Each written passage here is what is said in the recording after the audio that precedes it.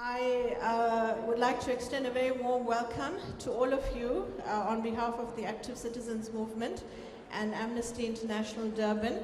Thank you for joining us this afternoon to commemorate the International Human Rights Day that we are celebrating and commemorating today, as well as the International Anti-Corruption Day that was commemorated yesterday.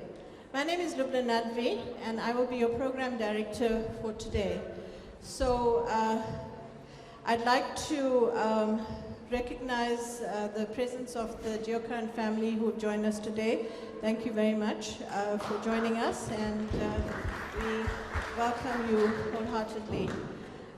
We apologize for starting a bit late, but we will catch up. We've had some technical issues. So I just want to make a few announcements. The bathrooms that are sort of outside, you just go through here. They are further down the corridor. There's one for ladies, and then if you walk further down, there's a gents and a ladies as well. So that's the bathrooms down there. Please, can you kindly switch off your cell phones or put them on silent? And we'll now commence with the program. But before we do that, I would like to ask us to please observe a moment of silence for all who have passed in the struggle to ensure that we have our human rights, to remember Babita Deokaran and everyone who has sacrificed for human rights. If I could ask you to please stand and just observe a moment of silence. Thank you.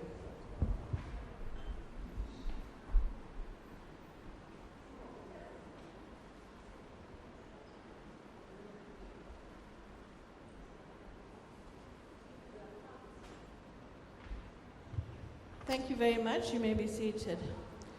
So today's event is co-hosted by the Active Citizens Movement and the Amnesty International Durban chapter.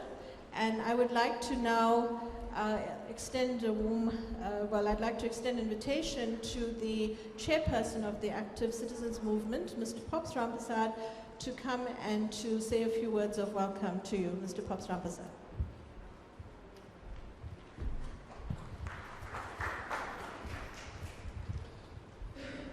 Thank you. Good afternoon, friends and comrades.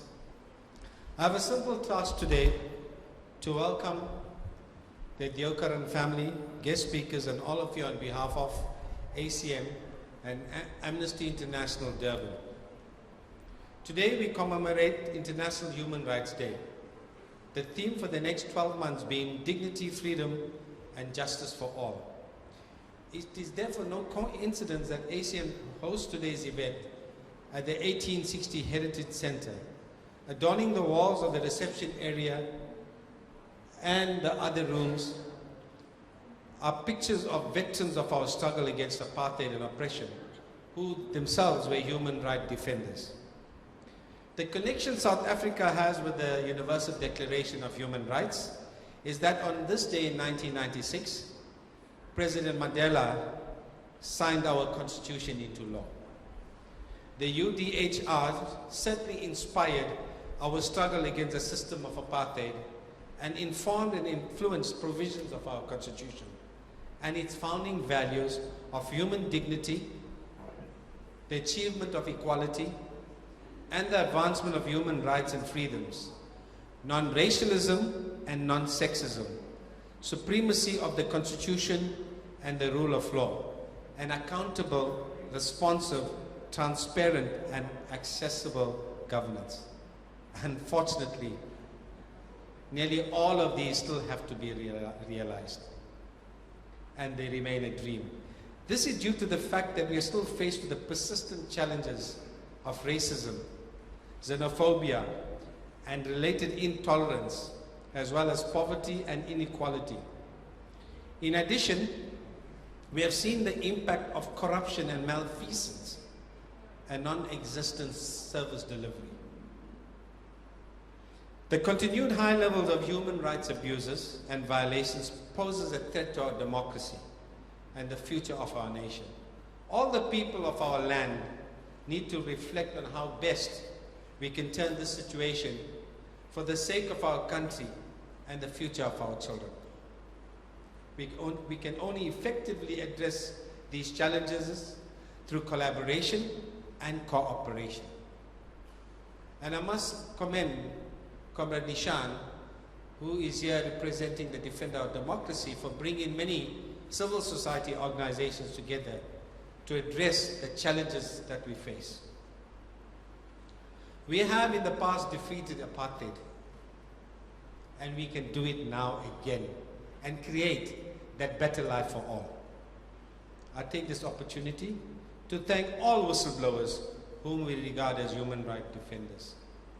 I pay special tribute to Babita Deokaran, the late Babita Deokaran, courageous whistleblower who paid the ultimate price for speaking truth to power. Martha Ngoyi from PRASA, who is still being persecuted by PRASA. Athol Williams, who currently is in exile in the UK. Cynthia Stimple, who remains unemployed and unemployable. Our very own Punita Naidoo, she's sitting right in front, she's a whistleblower. Karuni Naidoo, one of the first executive members of ACM, and we appreciate you being here today, Karuni. And of course, my dear sister and comrade, Thandeka, one of the SABC 8 whistleblowers. Welcome, and we salute all of you. Then there's also JVL from SARS. This list is by no means exhaustive. In conclusion, I congratulate Comrade Thandeka, who was recently appointed as a member of the National Anti-Corruption Advisory Council. This appointment is due to her nomination made by ACM. A big hand for Comrade Thandeka. I also congratulate Comrade and Advocate Seliso Tipanyani, who has been recommended by the National Parliament to the President as one of the 12 members of the new SABC board. Unless there's a change in President, these recommendations should be approved. And again, Comrade Seliso was nominated by ACM. So ACM is going beyond demonstrations and those kind of activities, and we want to make a real dent in the hierarchies of power in this country. Please join me in applauding these two human rights activists.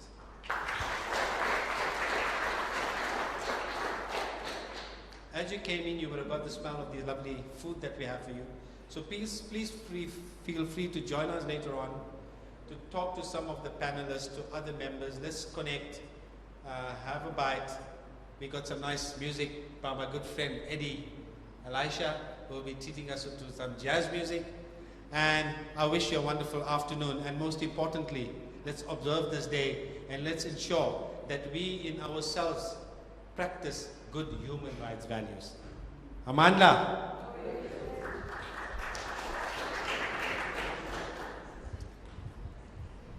Amandla. Away. Amandla.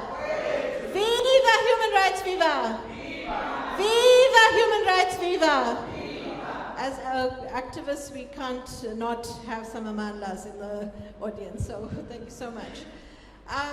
We are joined by very prestigious speakers today, and we have a wonderful lineup of people who will be addressing us. And our first speaker who is joining us via Zoom is a very well-known individual and personality in South African politics, and this is Professor Itumeleng Mosala. And I would like to just briefly introduce him, and then we will invite him to address us. Professor Mosala has a PhD in theology from the University of Cape Town and has served in various academic and administrative positions at several universities in South Africa and internationally. He has also served in various capacities in the South African government, including Chief Director of Higher Education in the Department of Education, Director General of Department of Arts and Culture, and he has most recently served as the head of the Secretariat of the Zondo Commission of Inquiry into State Capture. And we are very honored that he has joined us, and he will be speaking on the topic of corruption and its impact on human rights. So, Professor Mosala, we invite you to kindly address us. Thank you very much. I should also mention that today's program is being live streamed publicly. Welcome, Professor Mosala. Thank you very much, Doc, and thank you, colleagues. I apologize that I couldn't be there with you in person today. I'm also apologizing for the possible interference and noise coming out of. I've tried to use my earphones to minimize any surrounding noise. But thank you. I'm delighted to be able to participate in this event today, and thank you for the invitation to be part of you and also part of the worldwide celebration of the Human Rights Day. It's not for me to convince any one of you or anybody about the absolute importance of this day and why it is that we should continue to commemorate and celebrate this day. I would like, first of all, to bring you also the greetings of the Chief Justice, Chairperson of the Judicial Commission of Inquiry into State Capture, Fraud and Corruption. We always inform him when we are invited to gatherings of this nature because it is important for him to have a sense of the support that he continues to have, and he has asked me to please convey to yourselves his gratitude for the manner in which the Commission itself was supported, and the work of the Commission in particular was supported over the 4 years of its life. I will make a point later on about how we got to be at 4 years. The Commission was initially intended to run, I think, the very first time for 6 months, and then it was quickly changed to 18 months. But the rest is history, as they say. But perhaps if we begin to together reflect on what we have heard, what we have seen, and what we now have received through the reports of the Commission, we will ourselves understand why it is that this Commission got to continue to extend itself in order, in the words of the Chief Justice, in order to make sure that the work is done properly, that the report is done as it should have been done. And so here we are. I can also emphasize, of course, that a lot more could have been done. Truly so. There is a lot that was left out, and we consoled ourselves by saying that if we were to talk in terms of a sample, a representative sample, of course we didn't test the sample, we were meaning to do everything that we were asked to do, but if we were to talk in terms of a sample of the crisis that our country was facing and continues to face, and the magnitude, a sample representing the magnitude of the problem that was beginning to eat away, not only at the democratic rights that we fought for, but at the heart of it, at the human rights accomplishment that we were beginning to work towards. You will understand that we would very much have wanted to continue a little bit more to make absolutely certain that this evil, this cancer that had enveloped our country can be exposed as much as we possibly could do. Let me go back and say my intention today is to remind us that our own struggle for freedom and liberation was always a struggle for human rights. I don't know if you can give me half a second to close the door here. There's an extremely irritating noise coming from outside. It'll take me half a second to do that.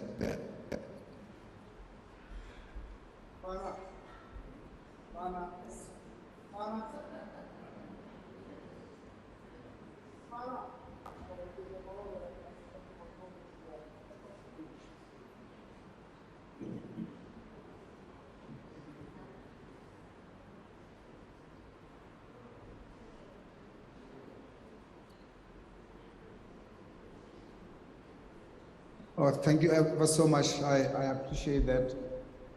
I appreciate that. I'm back. I'm terribly sorry. I wasn't able to concentrate myself as a result of the noise. I just wanted to say that I think we said so ourselves. We agreed so ourselves in the days of the struggle that we were all involved in. That the struggle for freedom is a struggle for the fundamental human rights of our people and of the people, of all of the peoples of the world who are subjected to abuses of human rights.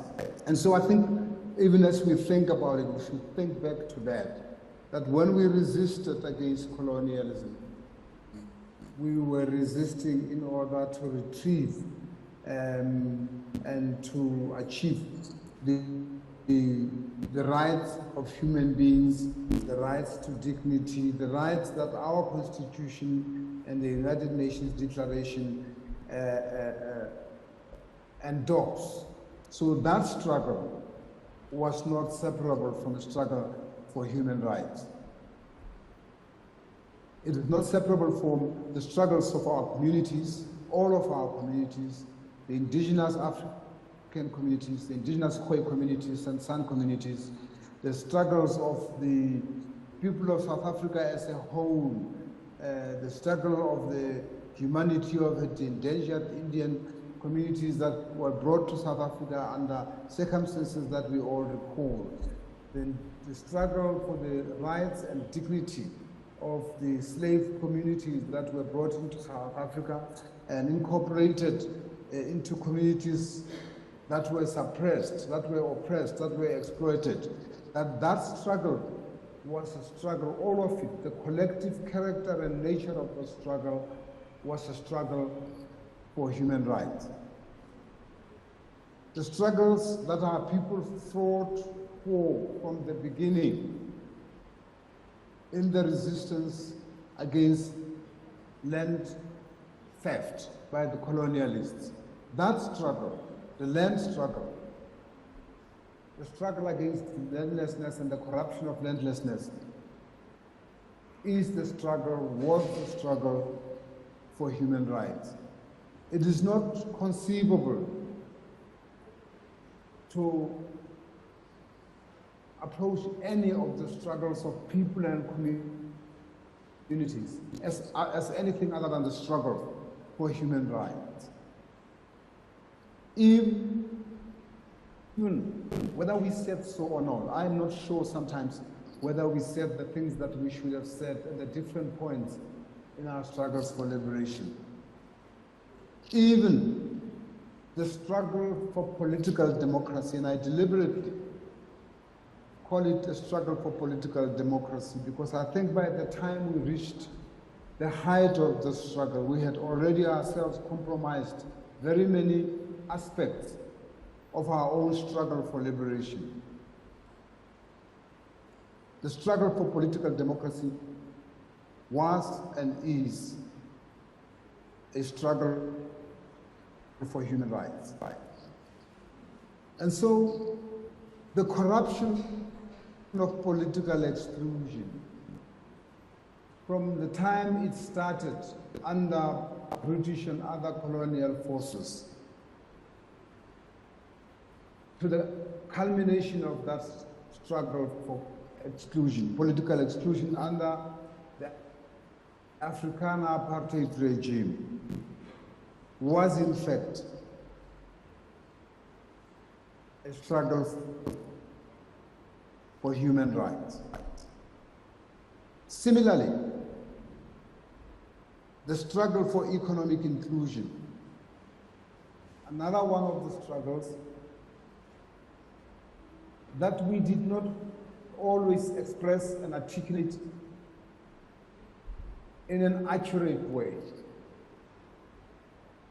That struggle, which perhaps was only articulated in ways that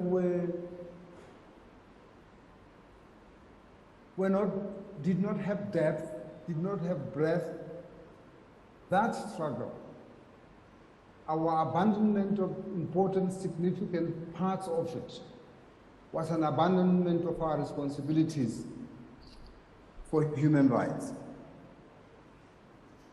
And so, I think it is important as we celebrate today to think back to all of those struggles and think back of the times when we enhanced the notion of human rights as a component of those struggles, or even better, when we enhanced those struggles as components of the human rights struggle.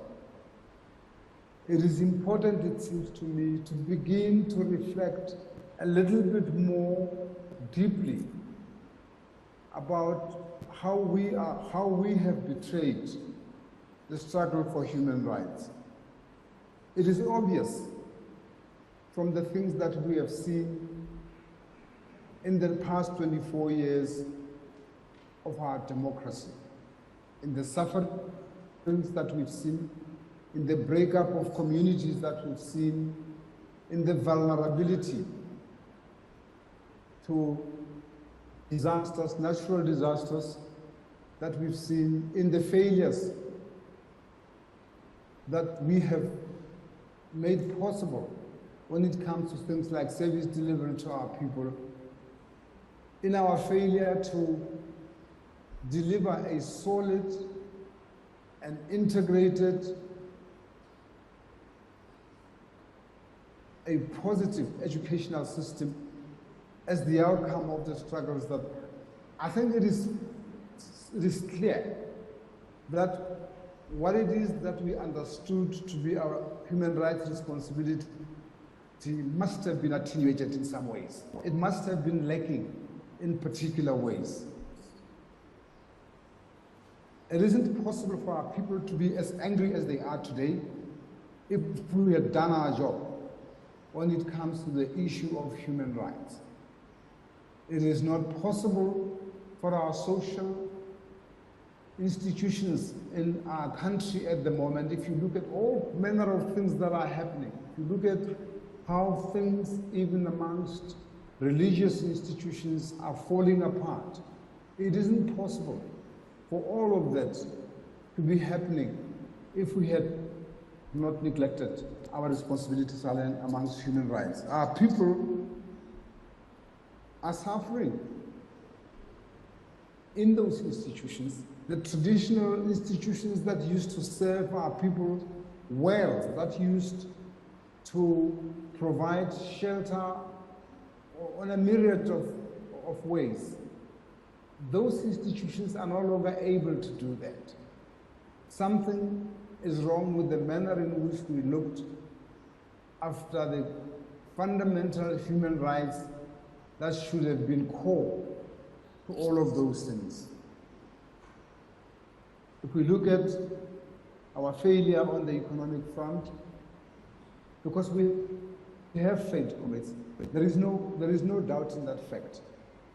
We've failed on the education front, we've failed on the social front, we've failed on the economic front, we've simply failed in every other way in which we shouldn't have done so.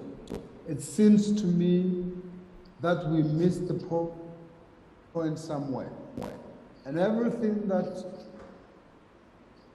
with regards to the work of the Commission that we have been involved in, everything that we have seen, everything that we have looked at, everything that we have discovered, every institution that we have looked at, every persons, every groups of persons that we have had to deal with, all of those things and people and persons and institutions together have delivered a very clear message of a country and a people that have missed something somewhere. I want to suggest that our commitment and our responsibility around human rights might very well be what we have missed. And so we've talked about corruption. What the Commission did was to collect, investigate, analyze the evidence on corruption and make recommendations.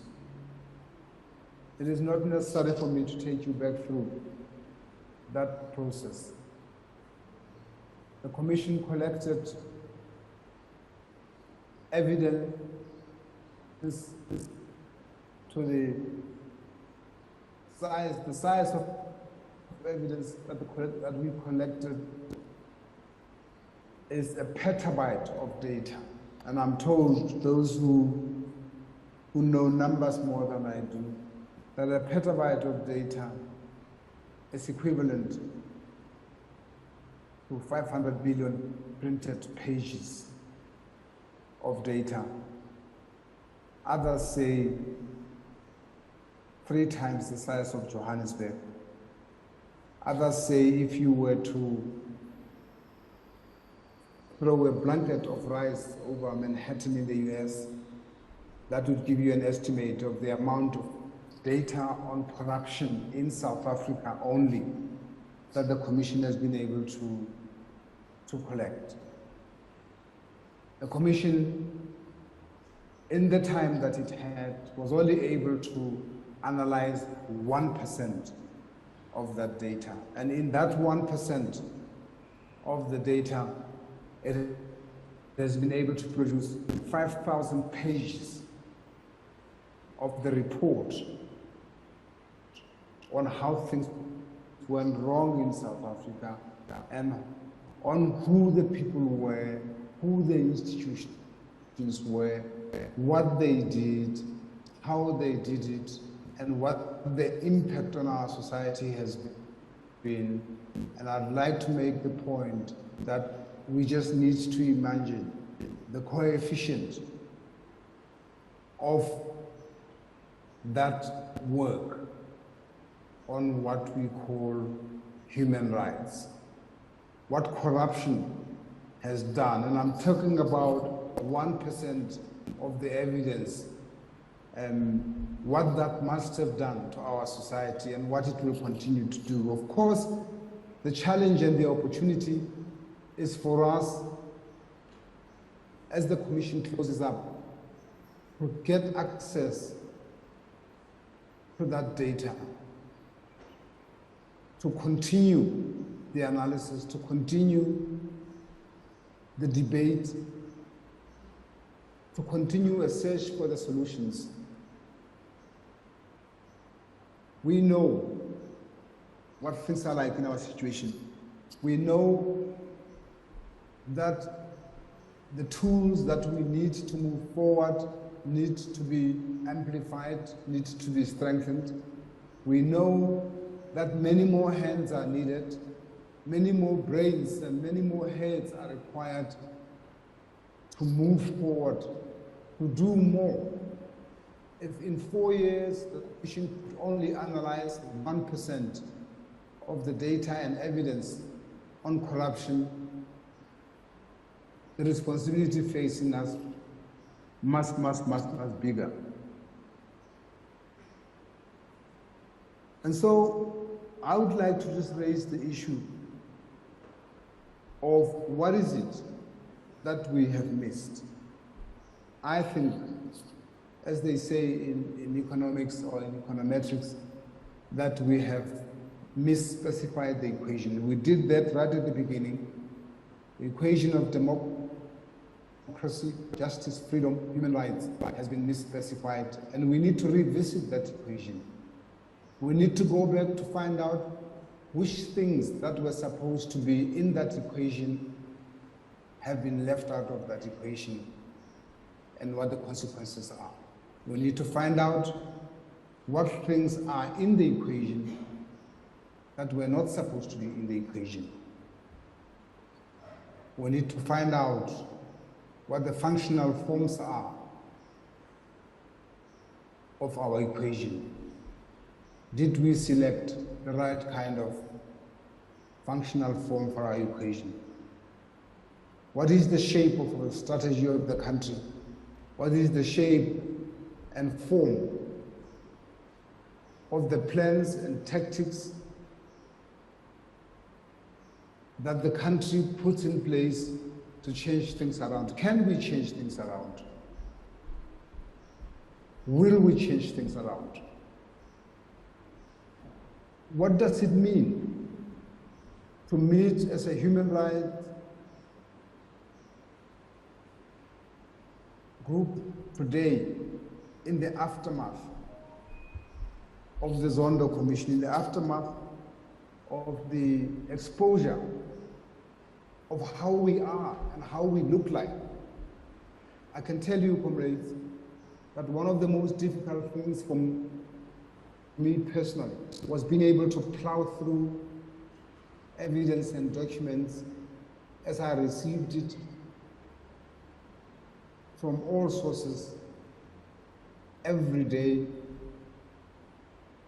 and to encounter faces that I know, faces that I have trusted over the time, faces that I would never, ever have suspected to be other than they were being portrayed in that evidence. I would have vowed that certain names would not be there. I would have vowed that certain institutions would not be there. I would have vowed that we have enough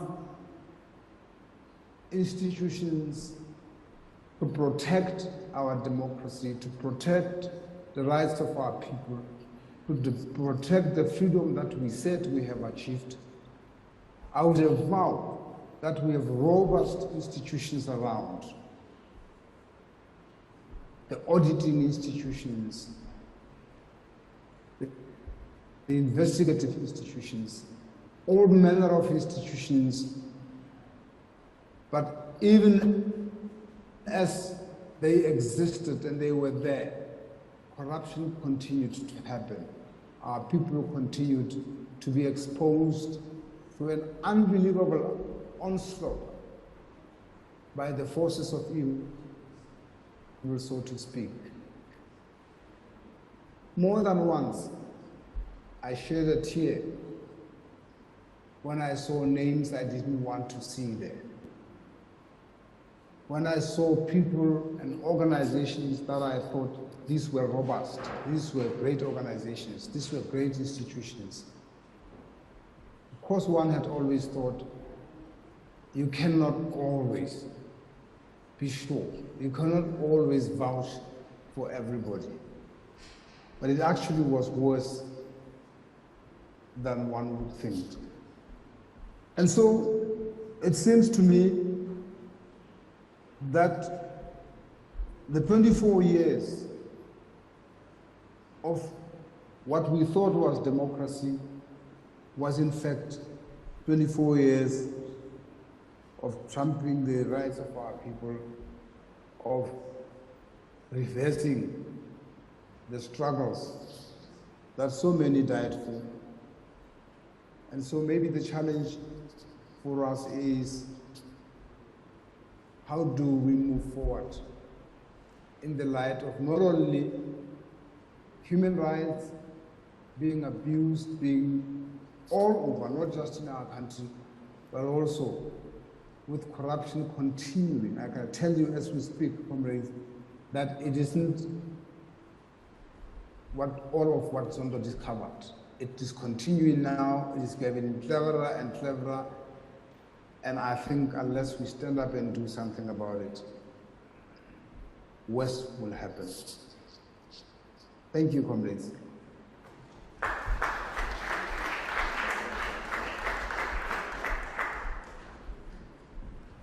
Thank you very much. Thank you very much, Professor Mosala, for those thought-provoking thoughts. Can we please give him another round of applause? Thank you so much.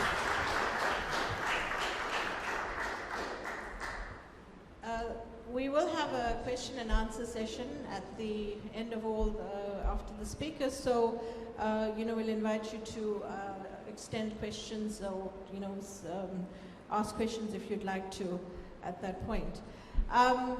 We are very honored to have with us another personality who is very well known to us in South Africa, and we're very happy that he has been able to join us in person. And I refer to Mr. Neeshan Balton, who we know very well. So let me just introduce him briefly. Mr. Neeshan Balton has been a community and political activist for more than 35 years. He's been involved in teacher unionism, civic organizing, and youth activism. He is currently the executive director of the Ahmed Kathrada Foundation and a member of the Defend Our Democracy campaign. And he will be addressing us on the issue of electoral reforms and Defend Our Democracy's plans for 2023. So I'd like to extend a very warm welcome to him. Please can we give him a round of applause. Thank you so much.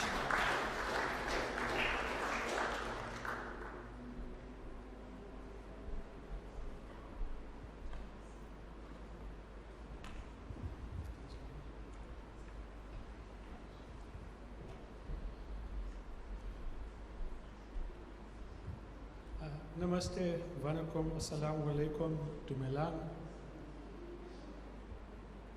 And good afternoon, everybody. Coming here today, I thought, there might be time to go to the beach.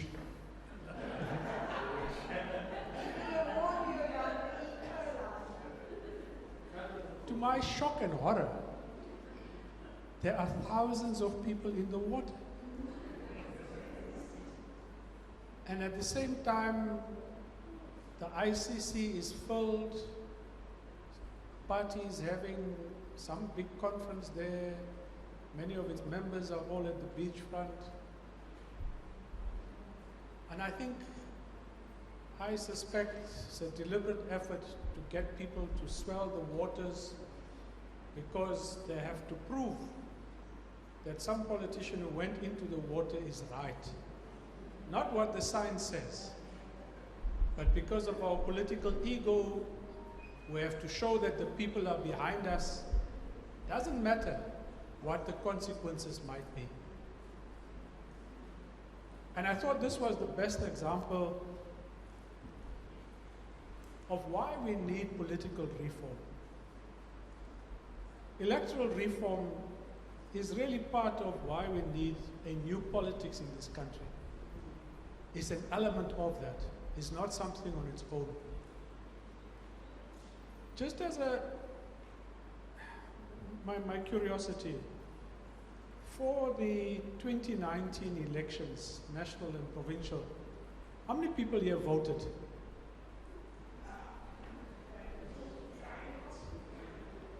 So the vast majority voted, right? How many of you have had meaningful contact with a member of parliament since those elections? 1, 2, How many of you can, as you sit here, name 10 members of parliament other than those who are in the executive? Why? Why is it that we take the time and effort to vote, and after that we do nothing? No, just hold on.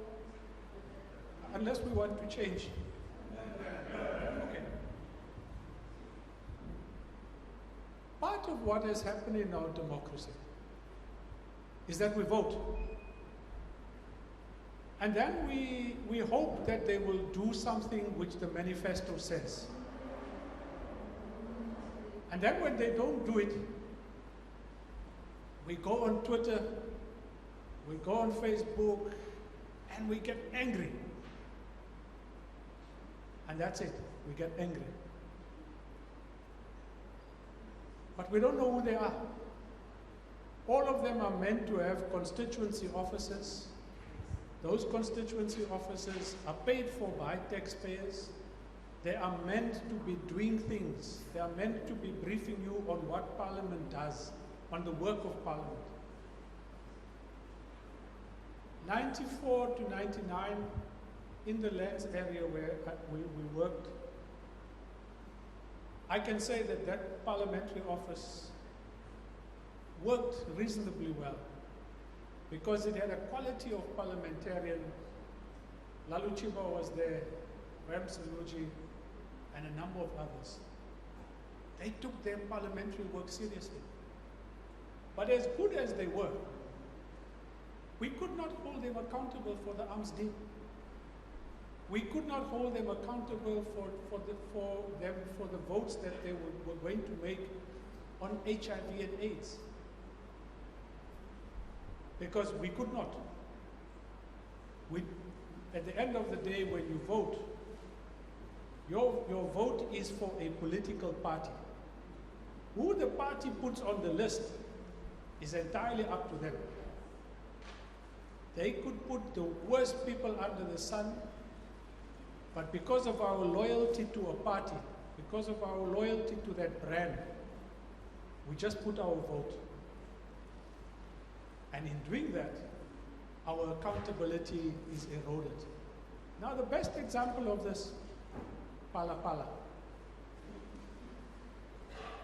Well, Nkandla was really the start of what we should have learned from. The reports went there. Parliamentarians refused to act. They refused to vote. They refused to vote on the motions of no confidence. That weakness in Parliament, we thought, would be rectified by putting in place a new system. A new system that says you follow this procedure and you can impeach a president who does something wrong. So there's a panel that's set up. However badly it does its work, it does its work. But it has now made a report, and all of us across the country, as we grapple with this report, we sit and we say, ish, maybe there is something wrong, but if it goes, who's going to come in?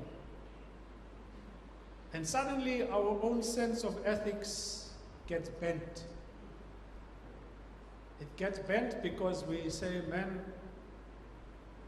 well, it's his own money, it's not our money, so it's okay. It's not in Nkandla, it's okay. But if those other chaps come back, and they come back before 2024, they can really make a mess of things. And suddenly we all become pragmatic and we become practical. And that's what the reality of politics has made us do. It has made us, our own sense of ethics, to be malleable, to want to change it to suit certain conditions. And maybe that's the right thing. I don't know. But I know I grappled with this.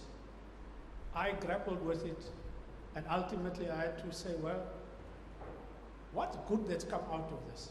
What's good that's come out of it is that Parliament has set in place a process that can get rid of a president that is found guilty of serious violations.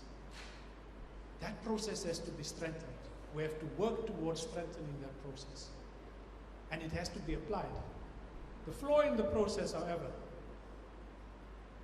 is that if the majority party, the governing party, decides that the panel's report is not accepted, the issue is closed. There's no impeachment that will take place. And that's the flaw. And maybe we will say it's good that it has the flaw because it's the current president in place. Had it been the former president, we would have said, no, this panel its reports must be accepted. And that's the reality of politics that we now have to grapple with.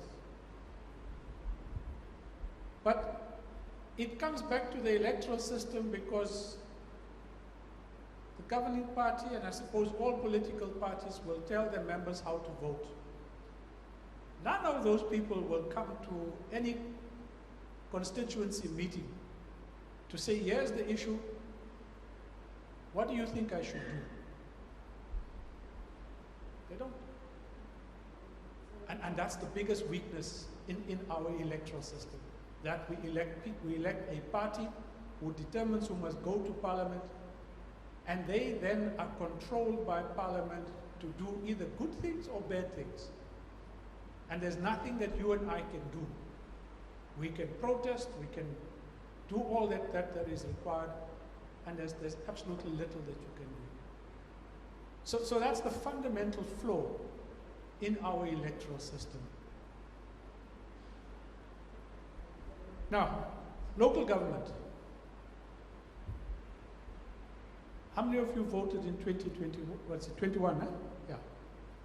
How many of you voted in that election? Slightly fewer, but many of you did.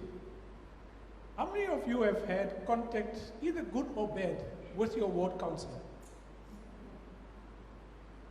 At least more people have had contact with the councillor, good or bad. Why? Because you know where he or she is. They have to, they are within your vicinity. Where I stay, at least when there's an issue with the lights, the DA councillor will do something on the chat group and he'll make some noise, and he's there when the city power people are there, and he's visible. Because he knows, come the next round of election, his visibility will determine whether he gets voted back. If he were a bad councillor, there is nothing that we can do currently to get rid of him. And that's the weakness in the system. Which is why part of what the electoral reform is saying, at least the majority report that the minister rejected, was saying we need to be able to recall our members of parliament that we vote for in a constituency system. Now, that you can do mid-year and based on some real set of criteria. Because this can also be manipulated. You can have Pops can be a very good member of parliament. But some rich person says, no, Pops is not helping me with my issue. And they go and buy out a lot of people to sign the petition, and they get 50% plus one, and that recalls Pops. So there are dangers to those things as well that we need to be mindful of. But at least in our current local government system, which is what many of us are saying must be the system at a national level, you can keep the PR list, because what the PR list, the proportional representation does, if you only had ward election in South Africa for parliament, you would probably not get women in parliament. Because for some reason, even women don't vote for women in this country, and would be unlikely then that men were going to be voting for women. So you will probably not find women in parliament. You will probably not find white, colored, or Indian people in parliament in a constituency-based system, by and large. And that's one of the big issues that somebody like Eli has said, that's why this system, we must think carefully about it. because it can have unintended consequences. So we don't have all of the answers about what a perfect electoral system must be. But at the heart of a new electoral system is one that deals with the issues that I've discussed. How do you make sure that your member of parliament represents you? Now, to give you an example of how this works, the president will have an imbizo in Lichtenberg or some part recently, and you'll find 5,000, 10,000 people in a tent, and 10, maybe 15, 20 people stand in queues. They all have their 1 minute and they speak.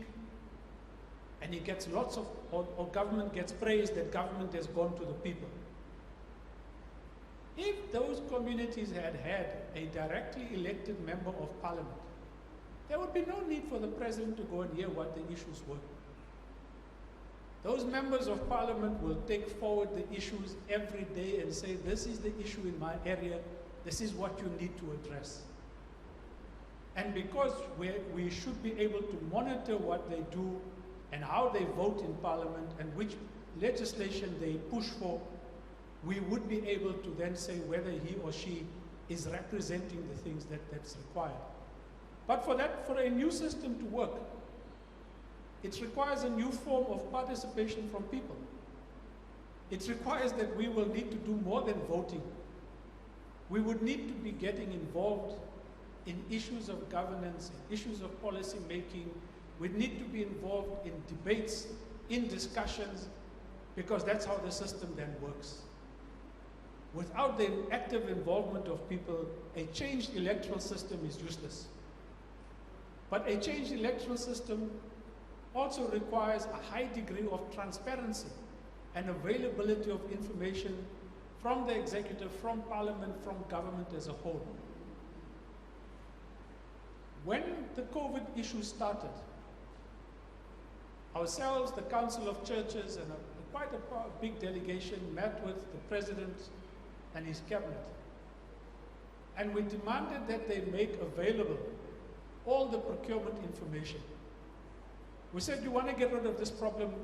Tell us who's getting the tenders.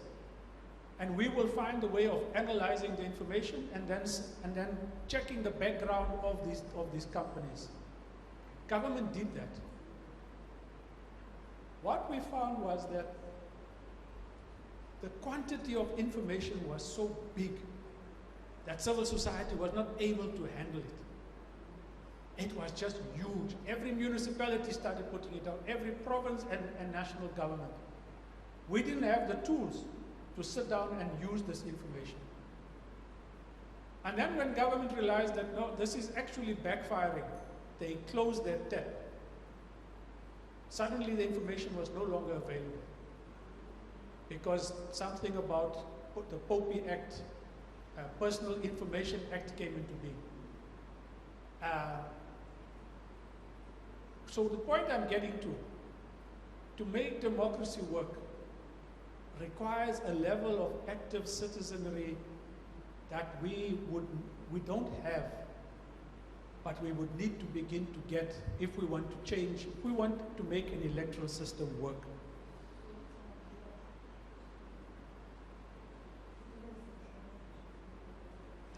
So,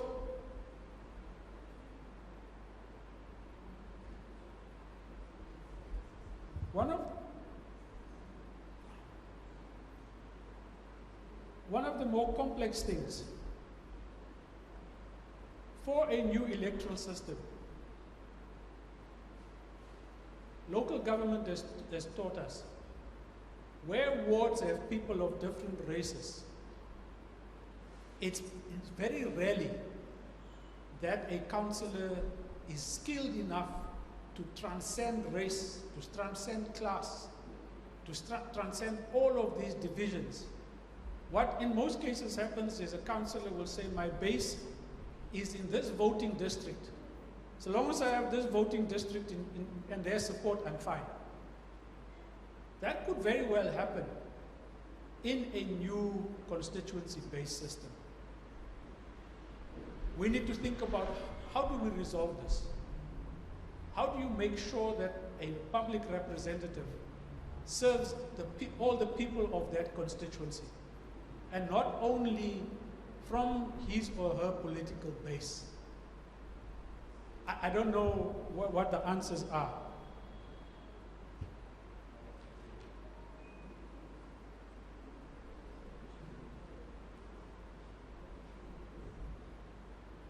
But as I said, electoral reform can only be work if it's part of an overall program of political renewal.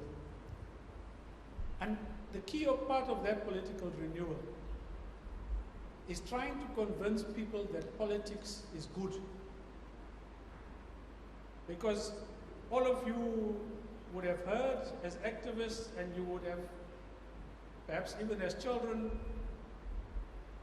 that people, the common refrain is that politics is just bad, it's rotten, it's corrupt, don't go near it. Now, who benefits from the kind of language that politics is bad? Bad politicians, primarily, and crooks. Because when you think about it, and if there were time, I would have done this exercise. I would have asked you to list down everything that you did from the time that you got up to the time that you came into this hall. And I would be able to show you that every one of your actions, from the water that you opened up or didn't open up, to the electricity or gas that you used or didn't use, to the kind of transport that you used to come here, even the clothing that you have, there's political decisions that affect that. There's taxes. Maybe you bought it on the black market, but that's also a political decision. There is nothing that is not political. And if politics is so central to our lives, why then are we not encouraging the best amongst us to go into politics? Because that's what we need to do. We need to change what we have. Now the question is, are there alternatives? I was asked this now. Are there alternatives? Many of you would have been ANC voters and you would have voted for it because they were in the struggle, they were good chaps and all of that. I want to say to you, get rid of that. I've done that. I've gotten rid of it. In the last local government election, I asked myself, who's the best candidate for mayor in Joburg? Nothing else. And I deliberately went to go and find out what were the positions of the different candidates. I followed their debates, I followed their responses, and eventually I said, this one here is the best. Not where I was historically, but the person that I thought could do the job. And I think we need to break out of that first and foremost. Many of us have been held hostage by history. We have been held hostage by stories of liberation, as glorious as they were. They are not the solutions to today's problems. So dump those things. And that's when you start looking for alternatives. Across the length and breadth of the country, communities like this are gathering, and they're struggling to find answers. And in the process of that struggle, there are leaders emerging that are not in parliament, but that people trust. I think that those people will begin to stand for elections either as independents or as new movements, and you should give them a chance by just listening to them. Give all political parties the benefit of your ears. Give them the benefits of your minds, and open up to new possibilities. Because if we do that, and if we know what it is that we will and won't accept, you won't accept the kind of sewage into the seas here today. Because many of those were voted on the basis of history and nothing else. So that for me is the starting point. And I think in the next few months, a number of announcements will be made about new options and new possibilities. But even those new ones, interrogate them as if your vote is the most precious thing in your life. They must earn your vote. our history has been that people can take your vote for granted.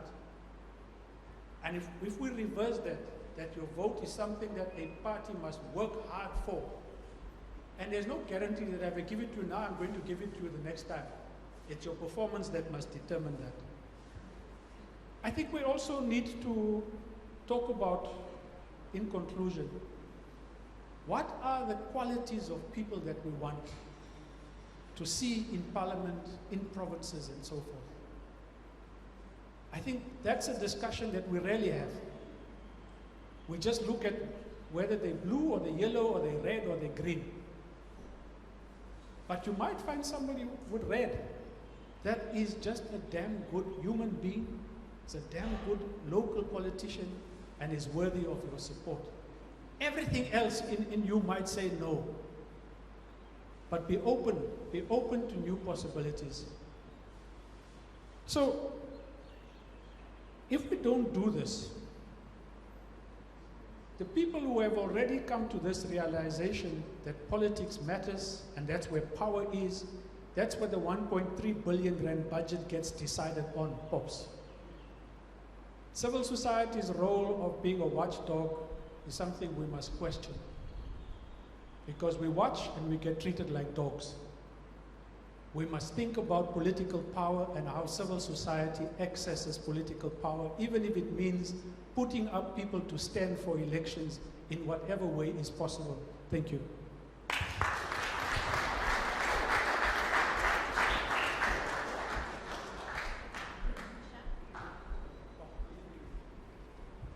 Thank you so much for those very important thoughts. Please can we give him another round of applause? Thank you so much. You know, as an activist, it's hard for me to keep time, especially when other comrades and activists are speaking, so I do apologize for having to do this time check. But we are now going to proceed with our next speaker, and he's someone who's also very well known in South African politics and in the activist community. We are very honored to be joined to have Mr. Bobby Peake amongst us. And Mr. Bobby Peake has served as the National Campaigns Coordinator for the Environmental Justice Networking Forum. From 2008 to 2012, he was on the International Executive Committee of Friends of the Earth International, which is the world's largest federation of grassroots organizations fighting for environmental and social justice. He advises on various national and international environmental justice strategies, and he currently serves as the Executive Director of Groundwork, Friends of the Earth, and is a Commissioner of the Presidential Climate Commission. I'd like to extend a very warm welcome to Mr. Bobby Peake to address us. Thank you so much.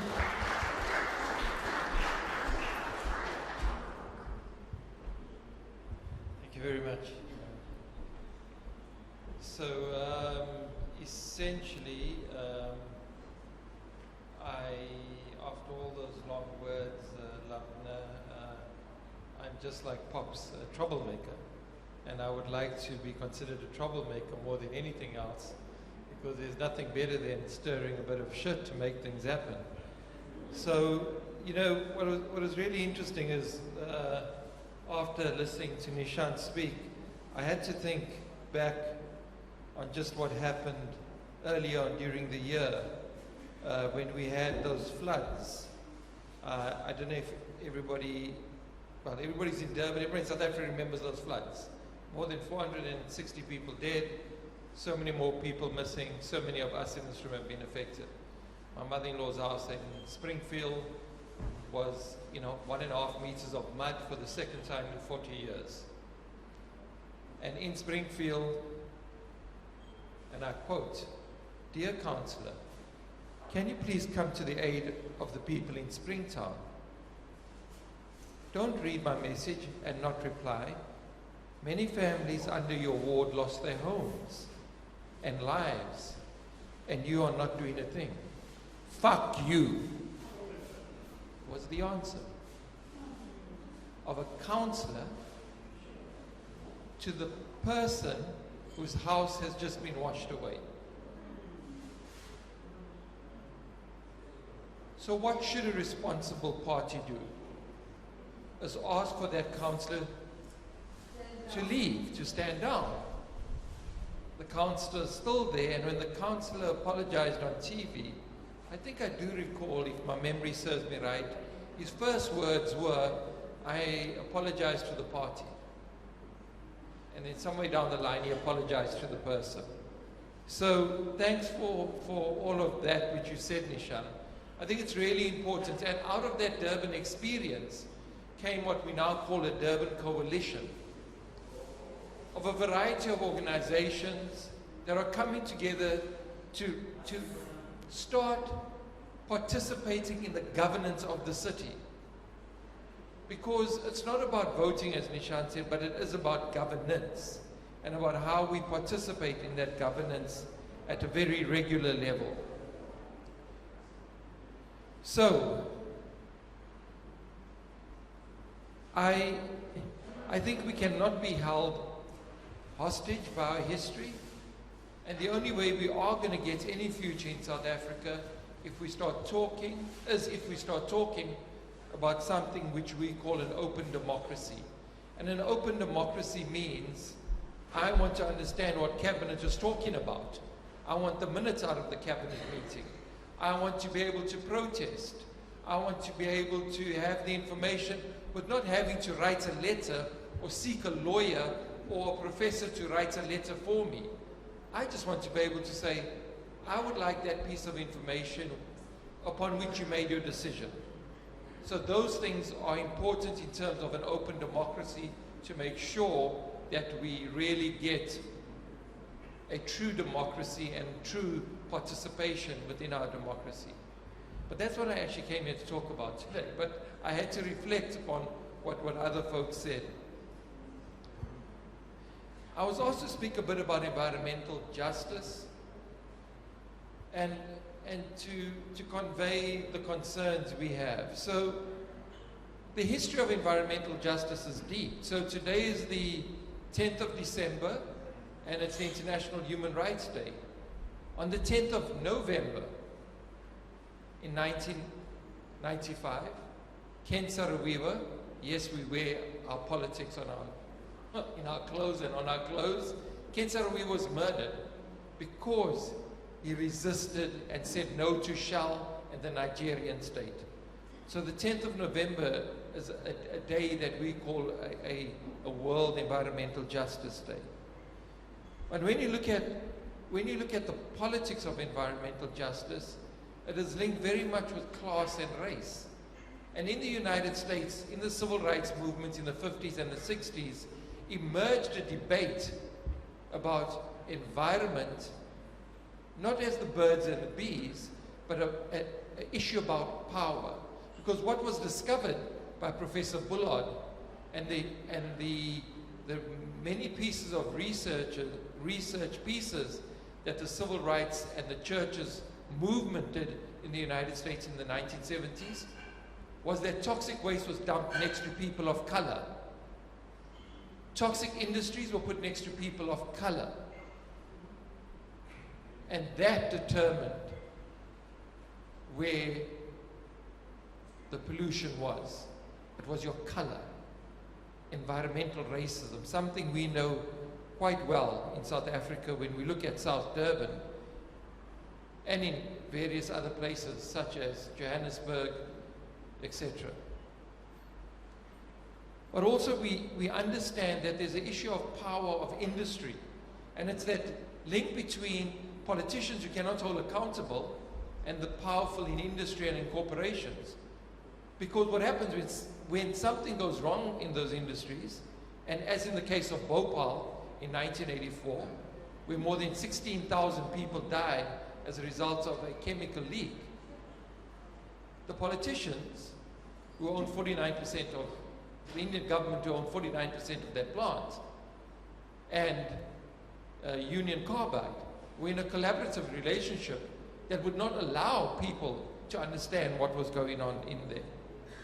So those are the pieces of context that says to us that environment is not just about the birds and the bees, but rather it's about power, politics, and it's about the everyday life. It's about you and I. And the South African Constitution was quite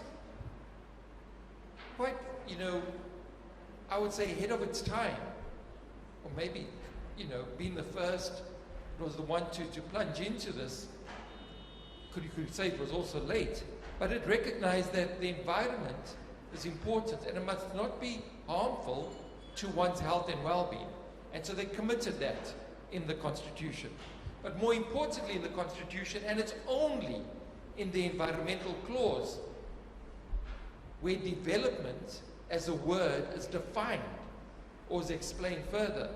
And in that section, in section 24, it says that we need to secure ecologically sustainable development and the use of natural resources while promoting justifiable economic and social development.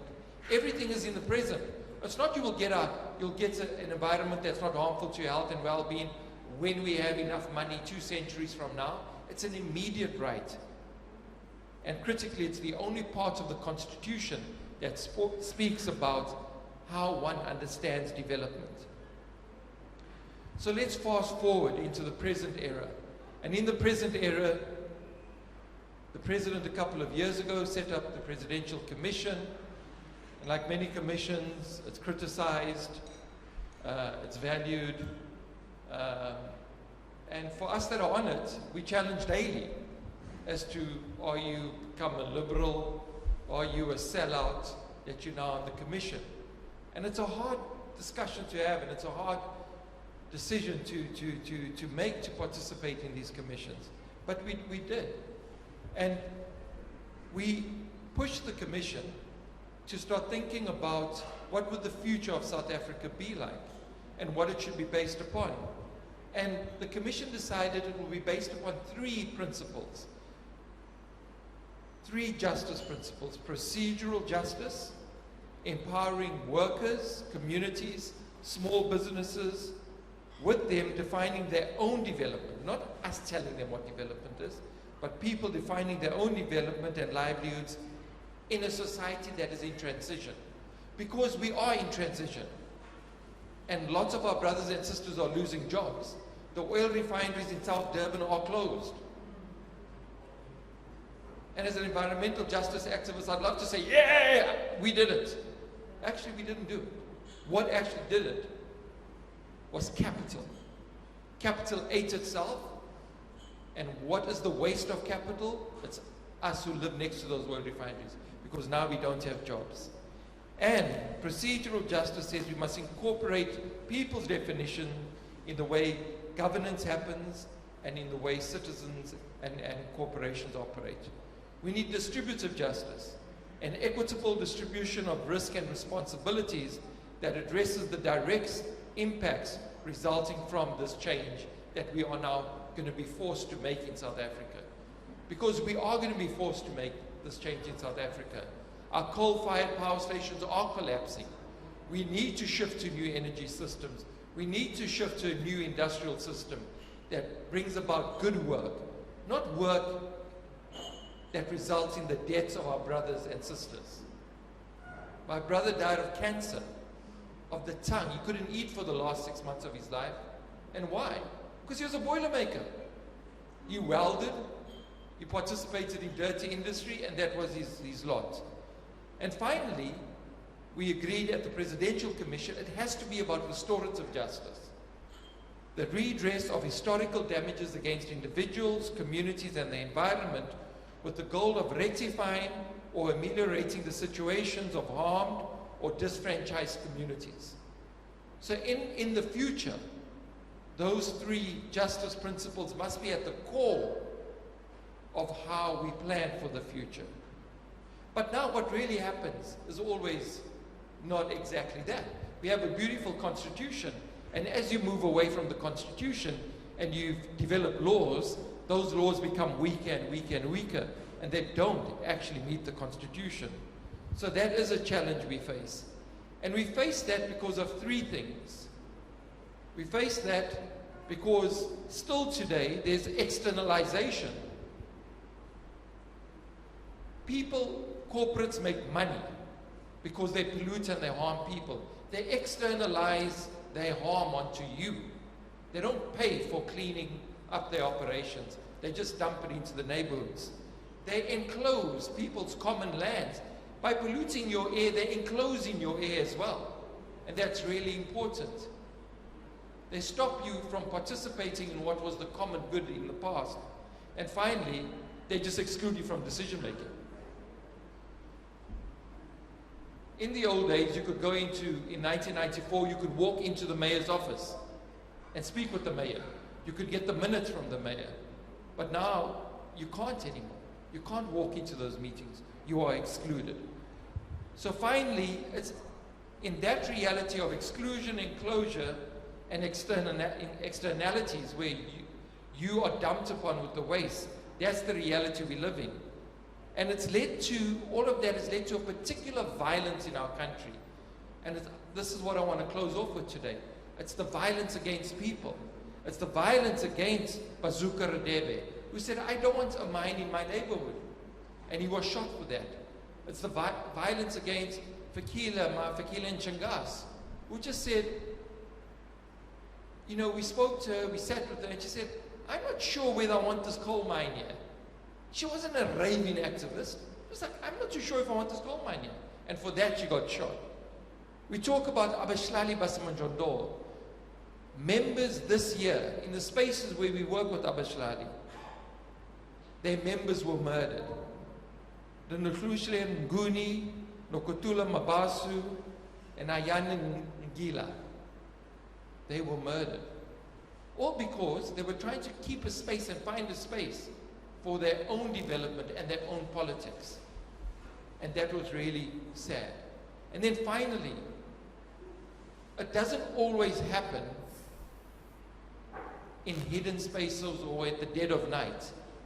The politics are very brutal and very brazen at times, because they will shoot and they will kill, as they did in Marikana. Thank you.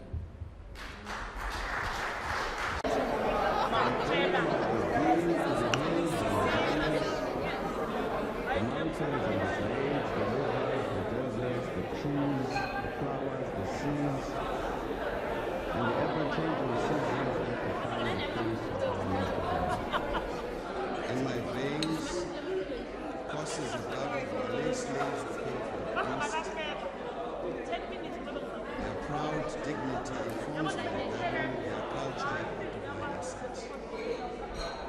Program, and this is someone who is a very brave person, someone who has actually, taken on a very strong sort of establishment and been part of a very important process. And I'm referring to Ms. Thandeka Gqubule-Mbeki. She is someone who has served as at the South African Broadcasting Corporation as an economics editor and as a producer for the program called The Agenda. She was also the associate editor at the Financial Mail. At the SABC, she was a member of the SABC 8, we all know, a group of journalists who fought for public broadcasting and an end to censorship. She is currently serving as a member of the National Anti-Corruption Advisory Council. I'd like you to extend a very warm welcome to Ms. Thandeka Gqubule-Mbeki. Please join us. Thank you.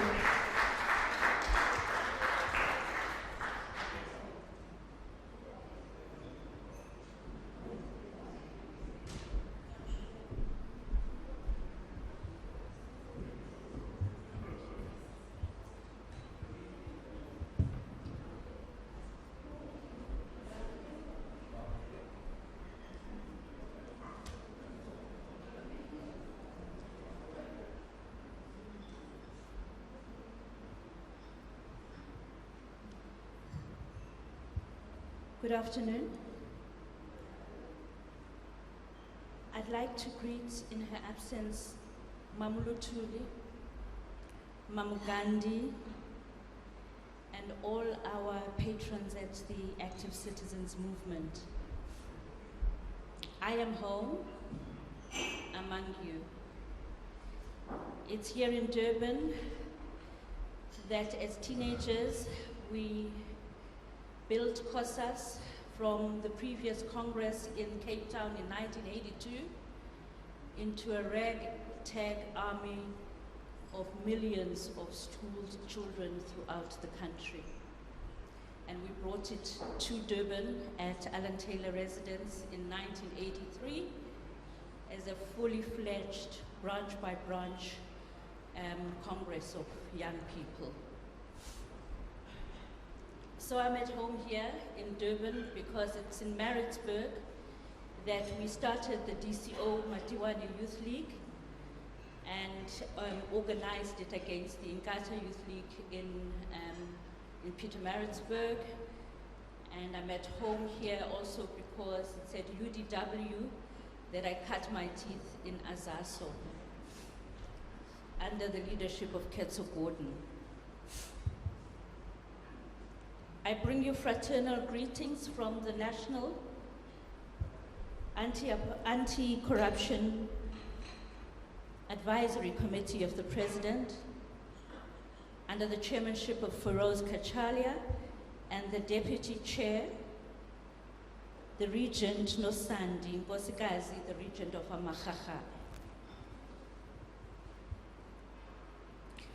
I bring you fraternal greetings from Kavisha Pillay and from David Lewis. Now, NACEC is a 9-member body set up to meet our international obligations in the fight against corruption and to carry out the various stages of the National Anti-Corruption Strategy. NACEC started its work on the 1st of September, and thus far it has been busy and seized with the work of how to set up an agency that would become the National Anti-Corruption Agency. It approaches the issue of corruption as an all-of-society problem, and it has a multidisciplinary and a multi-pronged approach to the scourge of our time. So far, we have looked extensively at the issue of procurement reform and the reform of legislation relating to corrupt practices. We are looking at creating a plethora of institutions that will help this society deal with corruption. We are also introducing various ethics instruments, such as curriculum change at the very lower levels of our schooling system, introducing the study of morality and ethics. We are also exploring charters for business because we have noted the assault by businesses on rights, especially environmental rights. We have noted the assault by businesses in later years on public goods like public broadcasting, public health, NHI, public education, everything that is an asset of the public to propel its own development has been assaulted by capital. And that needs attention. So we have been looking at introducing various measures to curb aggressive lobbying by businesses, especially bribery. We have noted also that the law is becoming ever more a blunt instrument, and this is because while law is codified social ethics and morals, and it gets its power and its efficacy in society from the morality of the community from which the law springs, we are noting a divergence between ethics and law. Now let me give you an example that was in the Zondo Commission. Company A approaches Company B. Company B is tied up to the toxic state capture networks. Company A is a previously empowered by apartheid company. goes to company B and says, you hooked up to the political system. We want you to gazette a legal or policy instrument that will be for the benefit of our own profits. And what we will do for you is that we won't bribe you directly. We will give you a contract that will guarantee 5 years of you doing business with us very profitably. And if you are successful, we'll top it up. Morally, it's a bribe. But even the Zondo Commission said it's aggressive, muscular lobbying. I think we all know which company these were. They were in the broadcasting industry, just to give you a heads up. And the story is contained in the SABC report of the Zondo Commission. So, we have to take a good look at our judicial system. Our judicial system was able to innovate during the state capture years. In 2010, it was able to deal with crime because we anticipated guests due to the Soccer World Cup. And it introduced special courts to deal with crimes against our guests coming to the World Cup. So we are exploring the possibility of having special corruption courts and an array of courts throughout the system that could arrest certain, and hear very quickly matters of corruption.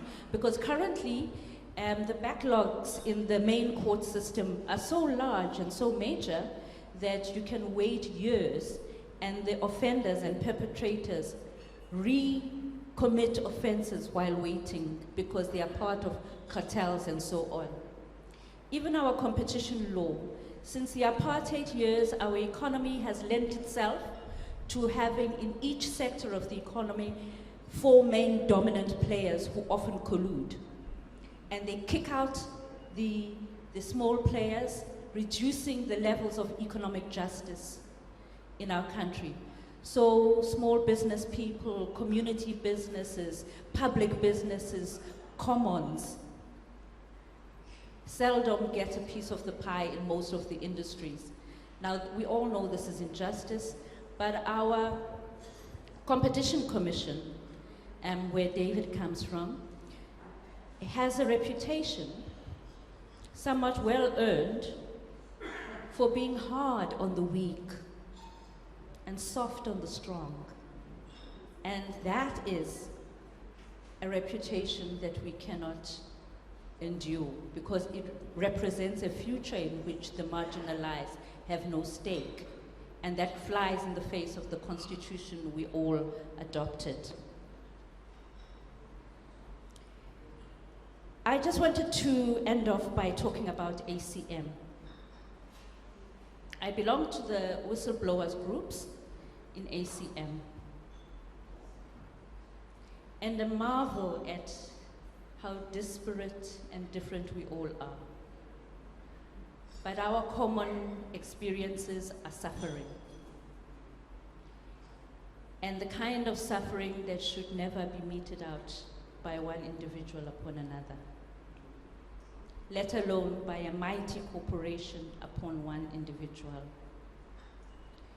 So I had titled, until I heard Sean speaking, my speech would be along Milan Kundera's lines of the struggle of memory against forgetting. Because we must never forget Babita. We must never forget Marikana and those who fell. We must never forget Suna Fenter of the SABC 8 who died. We must never forget the struggle of the people of Kolobeni. Even the center here is about the struggle against forgetting that people were indentured in our country and bad conditions of near slavery. Because when we forget, we extinguish our authenticity. And when we forget where we've been and who we are, we fail to construct a better future. It's only in remembering the past that we seek to remedy that we can build a better future. So, by remembering Madiba and what we almost became, by remembering what it is like to believe, we can rebuild a society. If we consider that we were an enslaved and a colonized people who experienced linguicide, the killing of languages, who experienced epistemicide, the killing of the ways we think about things, and how we know what we know. Without those ways of expressing our ideas, without ways of giving vent and living out our ideas and creating institutions, we will have no future ontology of being, like how we choose to be in the world.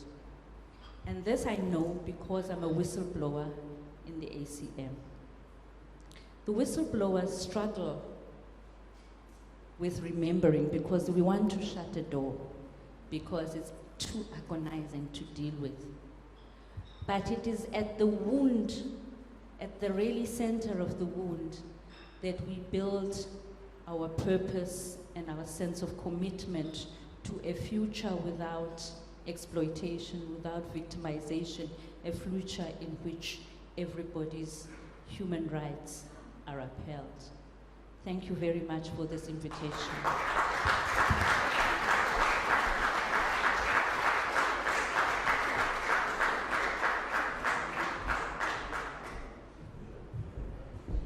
Ladies and gentlemen, please let us honor Thandeka with another round of applause for her courage, her bravery, and for her whistleblowing. Thank you so much for what you've done. Our next speaker is someone who will be giving us a bit more information regarding whistleblowing. And I'm now going to invite Advocate Sanjuri Naidoo to come to the platform, and let me introduce her briefly.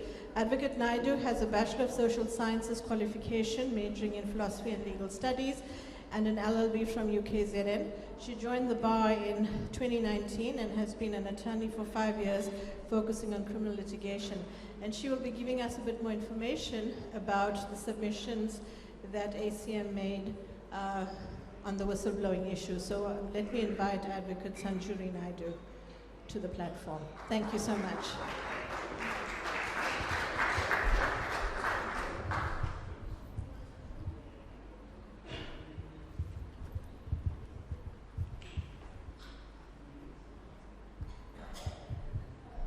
Good afternoon, everyone. I'd just like to extend my thanks to the ACM for inviting me to be here today to speak to you all. Mr. Prof. thank you so much for the invite. The focus of my discussion today is just a bit of background. Mr. Aslam Mayat of the ACM approached myself and my two colleagues, Advocate Rajesh Chowdhury and Advocate Jasmeena Singh. Advocate Rajesh Chowdhury, SC, and Advocate Jasmeena Singh. We were asked to give a recommendation or to analyze the litigation or the current legislation centering around anti-corruption in the form of whistleblowing, and to make any recommendations, any and all recommendations to the Zondo Commission on what changes can be made to the current legislation. So in authoring our memorandum, we considered what the current legislation was. We looked at what the weak points were in the legislation and how we propose the change can be made to address whistleblowing where there is protection of the whistleblowers, and the implementation of the current legislation that deals with whistleblowing and anti-corruption. So the legislation that is involved with anti-corruption and whistleblowing is the Public Disclosures Act. It's the Public Disclosures Act 26 of 2000. Those provisions are implemented in conjunction with certain provisions in the Labor Relations Act. Now, in our discussions, what we had found was the provisions of the Public Disclosures Act were implemented within a restricted forum of the labor courts, and it only made provision for employees. We found that it was very restrictive, and it didn't take into consideration the wide girth of public disclosures and whistleblowing, and the many people who were private contractors, who were contracted by private corporations as well as government departments, who were not afforded this protection by the Public Disclosures Act. So the Public Disclosures Act, together with the Labor Relations Act, it exists for the purpose of providing an employee with protection where such employee makes a protected disclosure or blows the whistle, so to speak. The object of the PDA, the Public Disclosures Act, and the LRA, the Labor Relations Act, are to safeguard those who make protected disclosure from occupational detriment. Now, we identified this as an area that required expansion. It required rewording, it required rethinking as well. The concern here was that these acts, the Public Disclosures Act and the Labor Relations Act, it centered around protection of employees and employees alone. So the suggestion we had was how to address this. We proposed that the definition of disclosure in terms of the Public Disclosures Act must be amended to make provision for those who are not employees, but who are nevertheless in a position to make such disclosures. So the example, as I've stated now, the example addresses a situation where you have a private contractor. The implementation, enforcement, and protection offered by the Public Disclosures Act in its present form, where it's being funneled through the Labor Relations Act and the labor courts, we found that it was neither practical nor was it sustainable in providing sufficient remedies and protection for the whistleblowers. So under the current legislation, under the PDA, there are 5 routes from which a complainant may choose to proceed with lodging a complaint, all of which are regulated by sections 3 to 9 of the Public Disclosures Act. So the first one being is that an employee may make a protected disclosure to a legal representative. That's dealt with in terms of section 5 of the Public Disclosures Act. An employee may make a protected disclosure to their employer. That's dealt with in section 6 of the Public Disclosures Act. An employee may make a protected disclosure to a minister or MEC of the province, where the employee's employer is an individual who is appointed by the relevant minister or MEC in terms of the legislation. So that's dealt with in terms of section 7 of the Public Disclosures Act. An employee may make a protected disclosure to a specified person or body, that being the public protector or the Auditor General. That's dealt with in terms of section 8 of the Public Disclosures Act.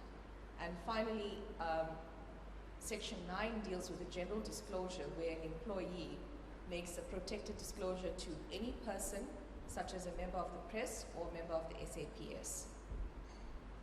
Now, even though there's 5 different ways that this can be done, and on paper it seems as though it's sufficient. It isn't. What it does is that it creates a very small space within these frameworks for its implementation, and it still does not provide or afford protection to the whistleblowers, nor does it afford any recourse or redress for them. Many of the testimonies before the Zondo Commission, it was apparent from all the testimonies before the Zondo Commission, the whistleblowers didn't have protection, they have no employment, they are unemployable. They, for what they have done, for what they have exposed, they got nothing in return.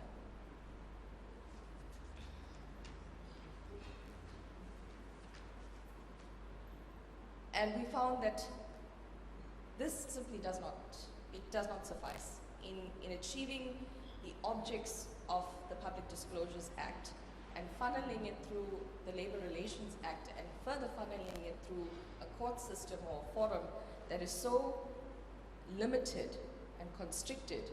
It simply cannot be that the Public Disclosures Act cannot be that the Public Disclosures Act should be implemented in this manner.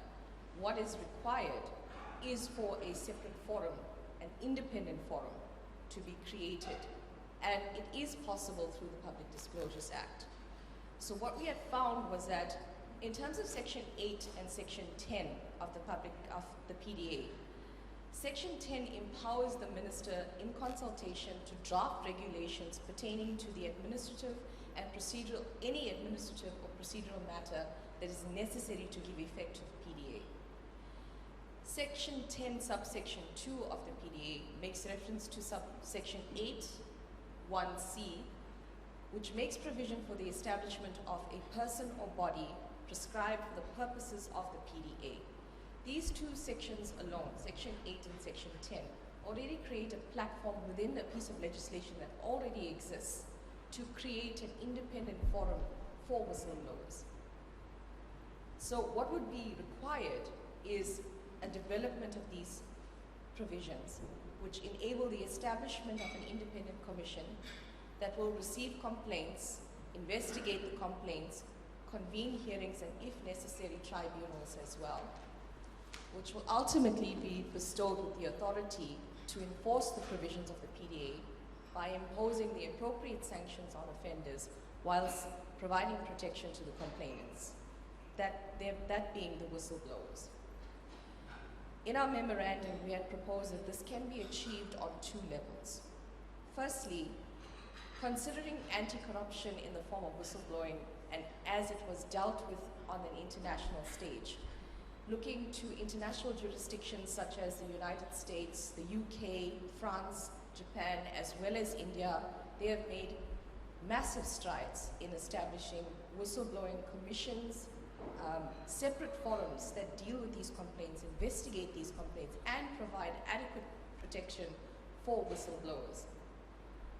The second level that we found was we have a case study and a model here in South Africa that can be used to establish an independent whistleblowing commission. The Competition Commission was created through the Competition Act. The Competition Act itself, at every level, through every chapter, established the Competition Commission. From the moment a complaint is submitted, right up until the appeals process, the Competition Act established the commission. So in our proposal, in our memorandum, what we proposed is look at the Competition Commission through the Competition Act, and we did an exercise, and the bulk of our memorandum was we placed the Public Disclosures Act side by side with the Competition Act, and we drew parallels between the two acts, and we identified the weaknesses in the PDA, the areas that required deletion, the areas that required supplementation, amending, additions, and it is a proposal that we have made to the Zondo Commission. And if you look at the Competition Act, and you look at how it was established and how it established the commission, the PDA has sections 8 and section 10 that make it possible for an independent commission to be created. So it's there. What it requires then is look at the Competition Act, look at how it's established the commission, and do relatively similar or same thing with the Whistleblowing Commission. Create an independent body that will deal with these complaints and focus on them. Because the problem that presently stands when it comes to whistleblowing is that the labor court is seized with these claims. And a labor court operates within the parameters of the Labor Relations Act. So it's not to say the court is not equipped, but it has a specific mandate. It deals with labor issues. But if you expand the definitions in the Public Disclosures Act to include everyone, and then deal with the development of the provisions to include the regulations of the administrative and the procedural aspects of a whistleblowing commission, it may very well be established, and it is capable of being established.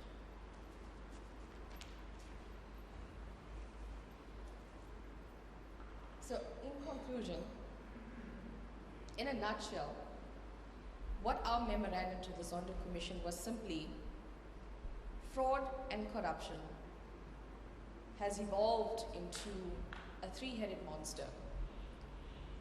The present legislation, being the PDA filtered through the LRA, all it serves to do is chop one head off and 5 heads grow back.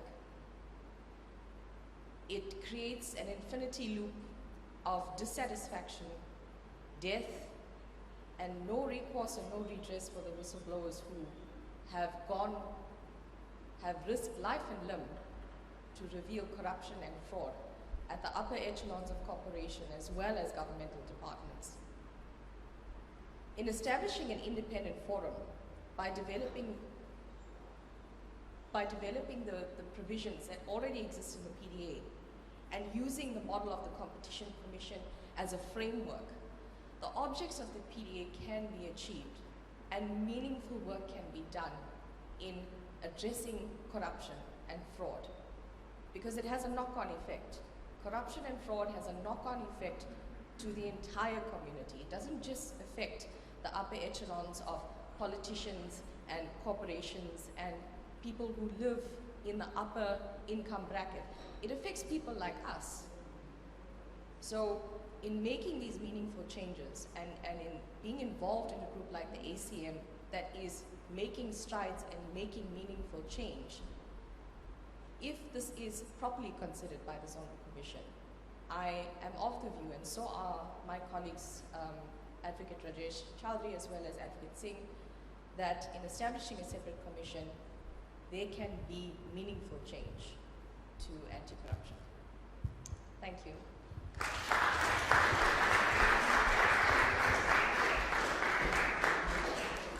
Let's hear it one more time for Advocate Naidoo. Thank you so much.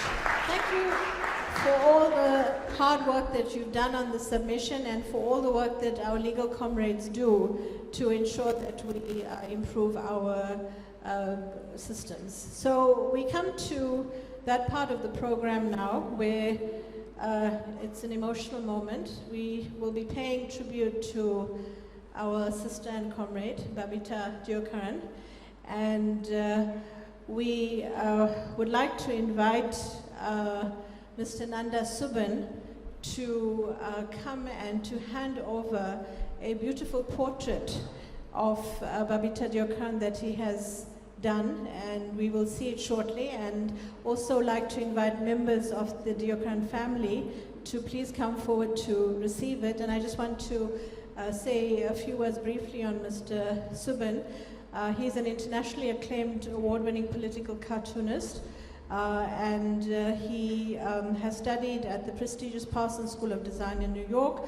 His cartoons have been published widely in both South African and international publications, and he's founded the Center for Fine Art, Animation and Design, and currently serves as creative director. So, Mr. Nanda Subban, I invite you to please come forward, and members of the Deokaran family to receive the portrait. Please, can I ask Thandeka to also join us? Thank you so much. And Nanda will say a few words as well.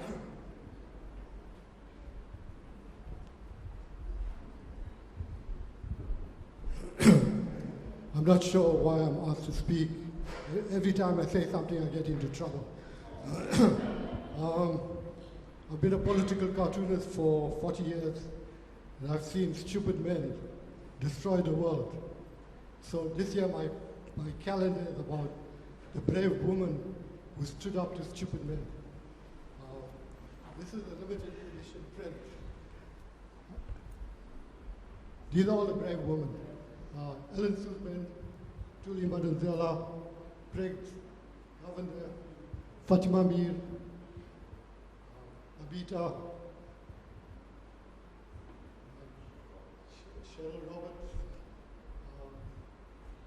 Maggie, who was in exile in Sweden, Nicole van Driel.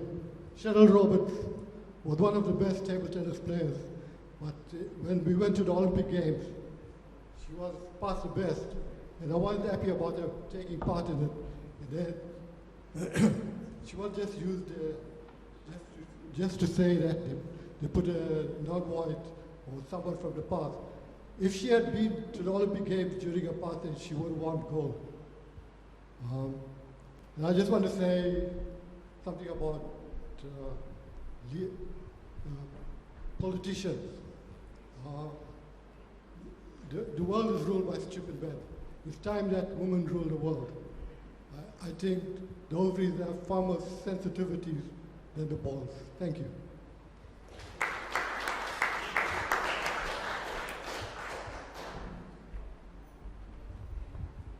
Thank you very much. We will now hand over the portrait to the Deokaran family. Come forward here. Come forward.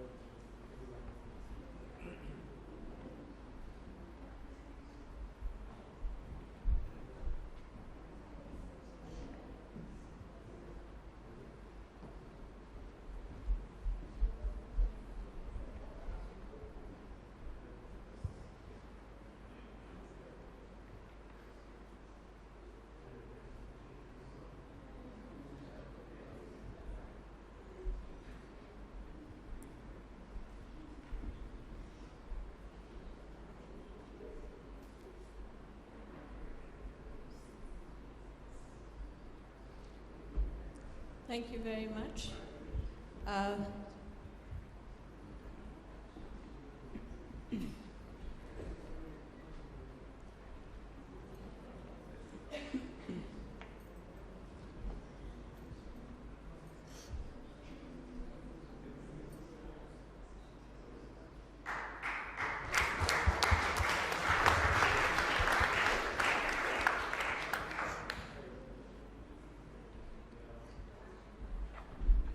Thank you so much to Nanda for this wonderful gesture, this portrait, and we thank the Deokaran family. Thank you so much for having attended and for accepting this tribute. We remember Babita and we honor her legacy and everything that she has done. Once again, a round of applause for Nanda and for the Deokaran family. Thank you so much. Friends, we are mindful of time, so we have decided to, sort of do away with the Q&A session, but you will be invited to obviously speak to all of our speakers at the end and engage with them. We are now going to invite a important part of our function today, someone who is also a member of the ACM, and this is Ms. Vinsen. Who is someone who's been a human rights activist for most of her life, and she has received several awards, including the 11 Daikone Human Rights Award. She's previously served on the executive committee of the Active Citizens Movement and is one of the ACM's patron members. She currently serves as the co-chair of Amnesty International Durban chapter, and I'd like to invite her to please come up and speak about the Right to Rights campaign by Amnesty International. Coral, thank you so much.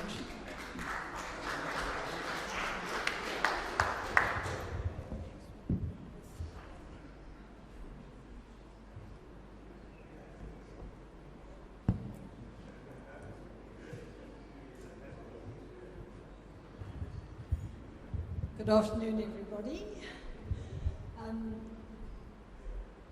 Today is the 10th of December, and it's every 10th of December, Amnesty International has a global campaign to Right for Rights. And you know, we were started in 1956, and so it started as a writing letters against corruption. And so every year, Amnesty members meet together and write letters. So the Durban group is the oldest in South Africa, and we are the only one that is still only adult group that still exists. So we are 31 years old. We started in 1991. And so today, we are going to focus on Fikile Changasi. You remember her? She was an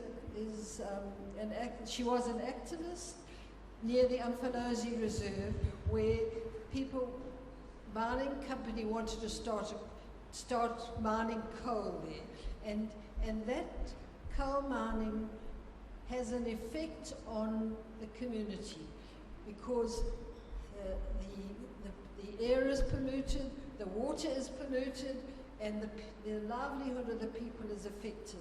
So you can't do agriculture there because you don't have water, and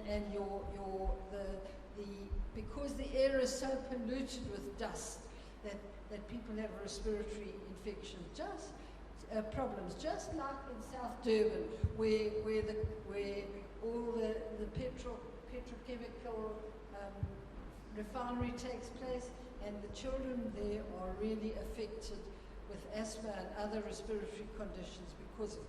So today, we're asking you to please sign our petition. So Amnesty South Africa has focused on Fikile, and she was assassinated in her own home. And one of our members is a forensic pathologist, and he's Dr. Steve Naidoo, and he performed the post-mortem on Fikile. So he's going to come and talk to you about that. But what I'd like you to do is we can either pass around this petition that you can sign, or you can sign it online. Do you want to talk about that, Puniti? Pops is going to talk about that, to sign the petition online. Okay, all right. So that's what we want. And if you'd like to take one of these posters, or even take one of the forms and get everybody to sign it, because that death, just like Bazooka, who's also down in the Wild Coast, and a mining company from Australia wants to mine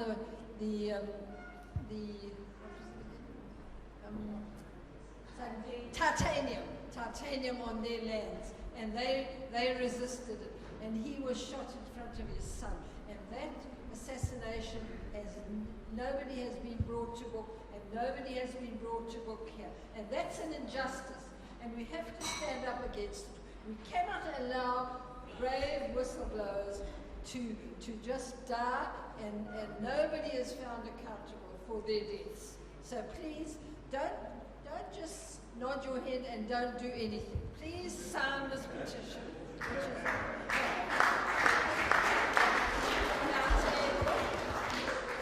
And if you want to become a member of Amnesty International, the Durban group is very happy to have you. And we are a very active group. We are really mostly active. We have subgroups, and one of them is gender-based violence. You see? So we need to stand up against that claw, that scourge. And our other main interest is the environment and climate change. So Bobby Peake, what he had to say is very close to our hearts. And Bobby, even if you would like to join our Amnesty group, you are very welcome.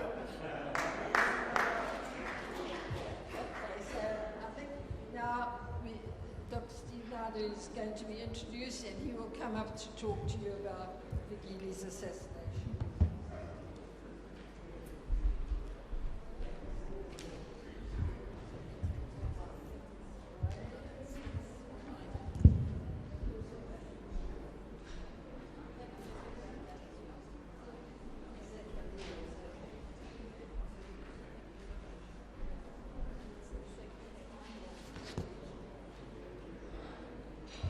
Can we have a round of applause for Coral? We are very proud of Coral. She's someone who, is one of our senior citizens, but really she just does such amazing work and has so much of energy, and she really inspires us all to keep going. Thank you so much. Our next speaker is someone who has been mentioned already, Dr. Steve Naidoo. He's a specialist forensic pathologist with a cumulative 38 years of experience in forensic medicine. And he has a lot of experience in this regard. He's been instrumental in analyzing the medical evidence for the reopened inquests of, amongst others, Ahmed, Dr. Neil Agid, Dr. Hussein Hafaji, and Imam Abdullah Haroon. And he's just completed a publication to serve as a reference manual for the interpretation of medical evidence in sexual contact and abuse for use by medics and lawyers in offices and the courtroom. So we'd like to invite Dr. Naidoo to please come up and address us on this issue. Thank you so much.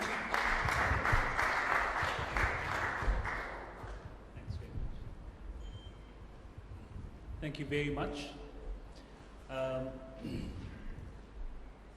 sure you can hear me quite clearly at the back. Okay. My wife says I do talk a bit loud, so, but I think today I will use this because I think the echoing in this cavernous large room can affect sound. So I'm delighted to be here, and I'm here for several reasons. I think, first of all, I am by default a member of Amnesty, even for a few decades now. But my involvement in some of the cases, Fikila's case, and in some of the other cases that I think Bobby mentioned, is quite pertinent. This involvement in human rights, and I think I started this work with human rights forensic investigations from the early 2000s and 2001, around there, when I joined the United Nations effort in Bosnia, Croatia, and Kosovo, and when I began to be involved in a team of forensic doctors examining the remains of persons that were exhumed from graves in the conflict in Serbia, if you remember Bosnia, and then later on Kosovo, etc. So I'm very happy to speak on things like that because that's now written into history. But I'm also quite acutely aware that cases that we're dealing with at the moment, such as Fikile in Shingase's case, I was given the name Fikile Joyce Mbatha at the time of examining his body, that I should be careful to measure my words to you because I might just be called up to testify in these cases when the cases come to court, hopefully very soon. But I'm hoping that I'm going to be able to share some of the perspectives of working with such cases, in particularly the Fikila's case. So, it's a bit louder now. So on the 22nd of October 2020, just 2 years ago, I was contacted by Richard Spur attorneys through the Legal Resources Center, and we were engaged with a team of us engaged to examine this body of Fikila. And there was a forensic ballistic expert with me at the same time, as well as the investigators. We drove up to Tuba and got involved in doing the post-mortem with the state pathologist. And yes, I can confirm that there were multiple gunshots. What I'm saying to you is certainly already in the public domain, so I'm not disclosing anything that is not in the public domain at the moment. So the post-mortem revealed at least 6 gunshots, and we believe, after doing the examination of the scene, which I'll come to just now, we believe that there was a 7th gunshot, and we believe that they were all handguns and probably held and fired by 2 or 3 different people. And the post-mortem was done at Richards Bay. We were fortunate at this stage, and I'm going to draw a brief parallel to that of the Bazooka Radebe case in the Eastern Cape, in which I was also involved. We were fortunate in this case to have X-rays done so we could actually identify the bullets in the body, okay? Not only that, extract them from the body and work out the tracks, and work out the directions, etc., through the body.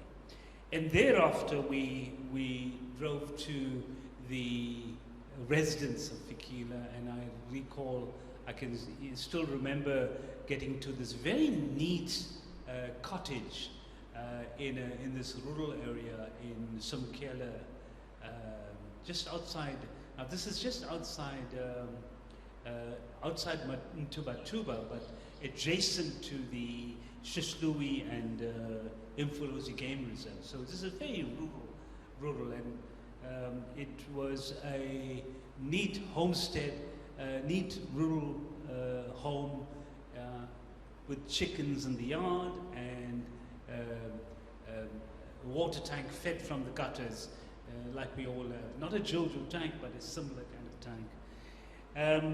She was shot, and we worked out that she was shot in the lounge of the house, and in this lounge was a modest-sized lounge. There was a table and a chair, and a single chair next adjacent to a glass cabinet, and one can imagine someone like Fikile sitting at this table working on some paperwork, or perhaps even at 63 she would have had 1 or 2 grandchildren.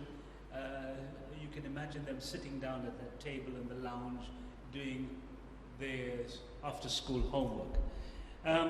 All the guns were, as I mentioned, medium to high velocity and of different calibers. I don't want to go into any more greater detail on that. I'd rather leave that for the actual case itself.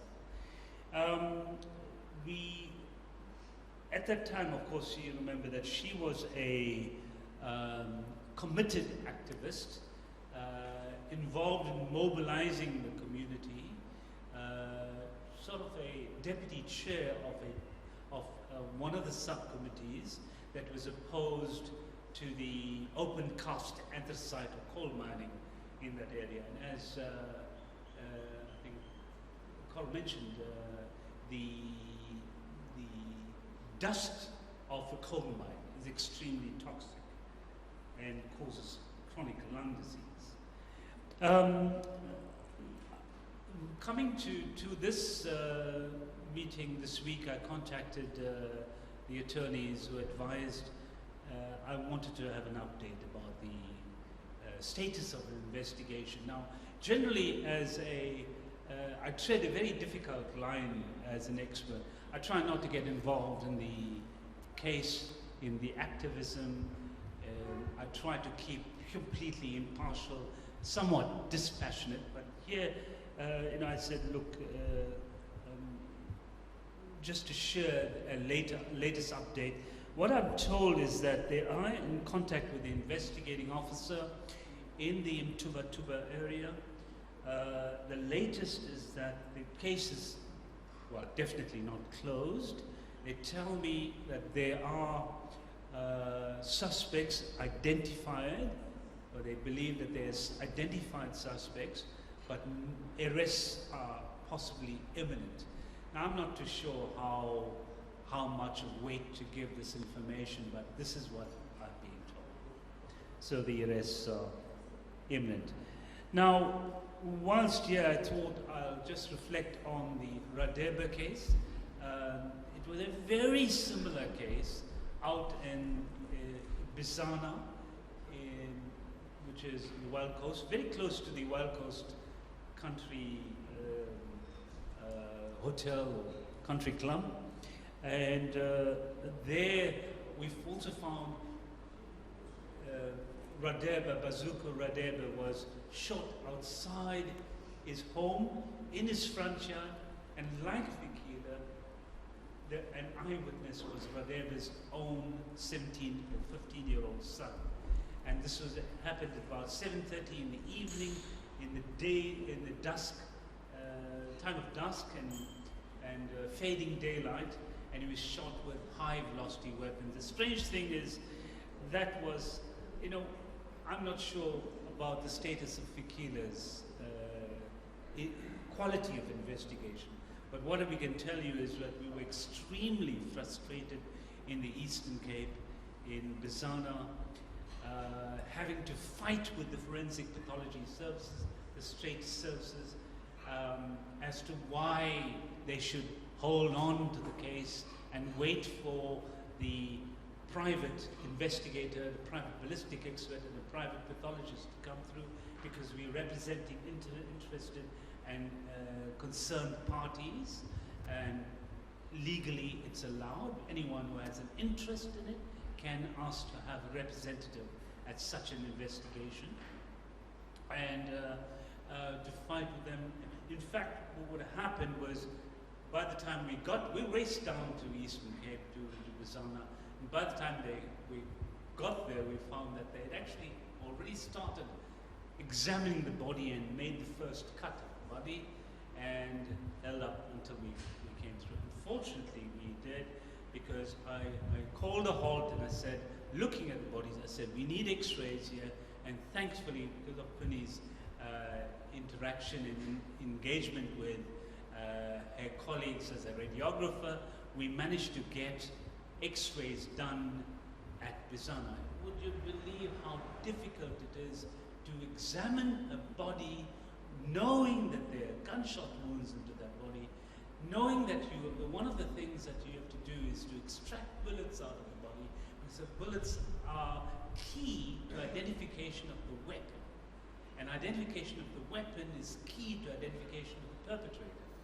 So difficult to get those done, and we managed to eventually do that, but we were extremely frustrated by the fact that the hijacking vehicle that carried the perpetrators of that crime was released.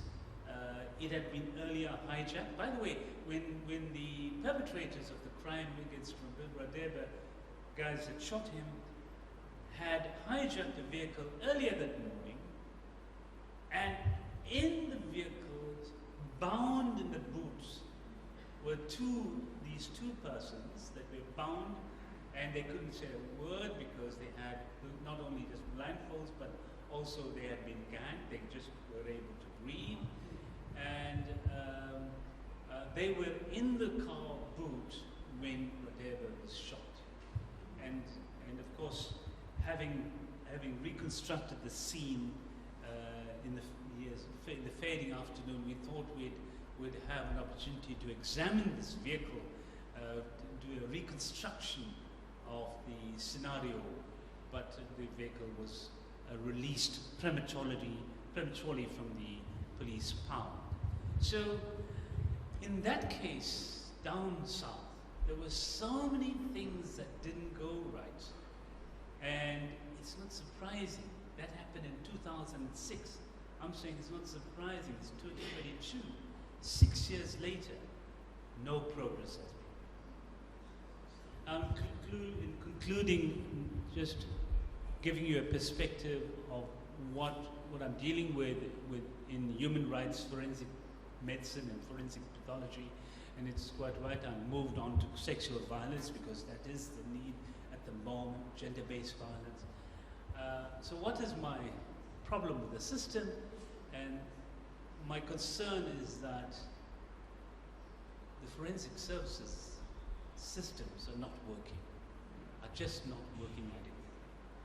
There was a time that I was there and we made it work, but I'm afraid I sometimes despair because every one of us who are here today, if, and God forbid, that somebody we know or one of us die an unnatural death, we're going to have to go through that system. So what I'm saying is, maybe it's a human rights issue as well to pick up that service, the forensic pathology and forensic medical services, and bring it to the level at which it can match the level of sexual violence, gender-based violence, and the level of unnatural death that we see. Thank you.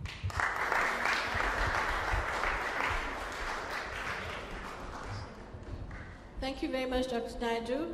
Please let's give him another round of applause for sharing that information with us and for all of the work that he's been doing in this regard. I will now I think I've lost one of my pages, so I'm sorry, I just need to find it again quickly. I think you might have it, sorry.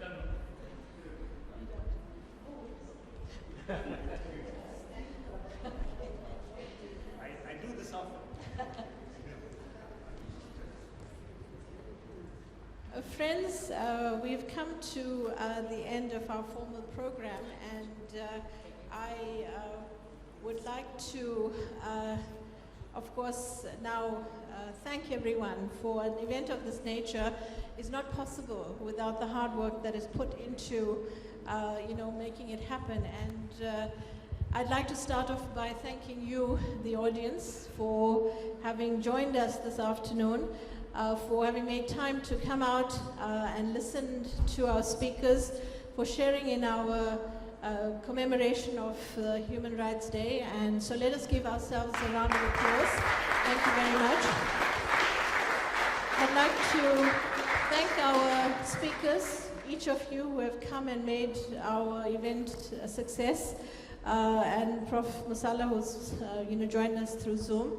Thank you so much for having come from afar and locally to have spoken to us and shared your thoughts and shared such important information, because this is information that we need. Knowledge is power. We'd like to thank the Deokaran family for having joined us and for having shared your daughter and sister and mother with us, and we thank Babita we remember her for the sacrifice that she's made. We'd like to thank our partner who's co-hosted this event, Amnesty International Durban, and especially Coral, Vinsen, thank you so much for having joined us, thank you.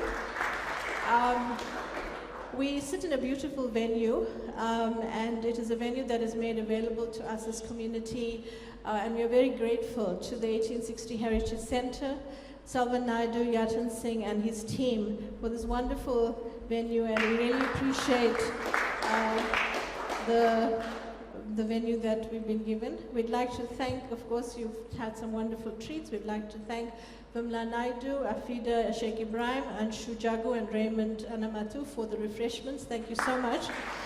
And I invite you to still grab a cup and a cupcake after as we finish the program on your way out. We'd like to thank Michelle Tran for the whole decor. We'd like to thank Eddie Elisha for entertainment, and there will be live music at the end, so please stay on for that. Trevor Chetty from New Line Print for banners and posters. Ashley Ramdin and Belinda from Budget Photos, Bluff Towers for the commemorative mugs. We will be presenting our speakers with some gifts. Pancho Ramit from Shape Printers for the commemorative t-shirts. Nilesh Singh and Sumit Maharaj from Video Vision for the video recording. Thank you very much for that. A special thank you to Nanda Suban for your beautiful portrait. We really appreciate it. And we celebrate you as one of our activists and celebrated artists. Thank you so much. Mukesh Daya from Karanichas for the Chili Bites. Radio Hinvani for interviewing a member of the ACM Executive Committee, which is myself. For financial contributions, we'd like to thank Dr. Yakesh Baldew, Dr. Prakash and Rosh Naidoo, Aslam Akub from Gora's Meat Market, Prof. Vasi Naidoo, Kalavani Ram Kilawan, SC Reddy from KZN Oils, Anesh Madari from SA Paper Mills. Thank you for all of your financial contributions. And I would like to say a very special thank you to our ACM team, my chair, Dr. Prof, I like to call him all his names, but Comrade Pops Ramprasad, thank you so much for leading us and helping us organize this event.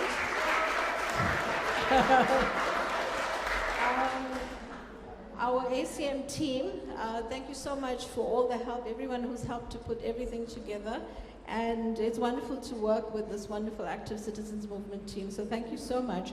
I'm now going to call upon our speakers to receive some token of appreciation. So I'm going to ask Nora, our hardworking secretary of ACM, to please present these mugs that have been specially designed for this occasion.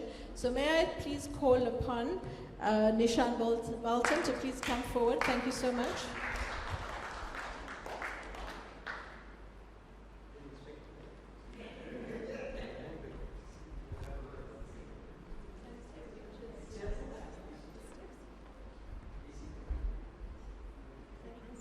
Thank you so much. Thank you.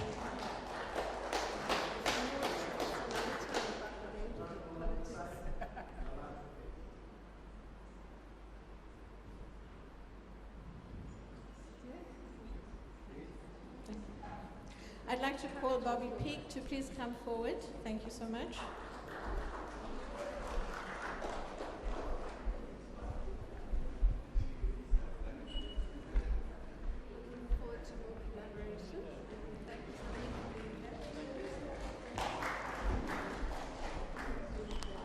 I'd like to call Thandeka Gqubule-Mbeki please to join us. Thank you so much.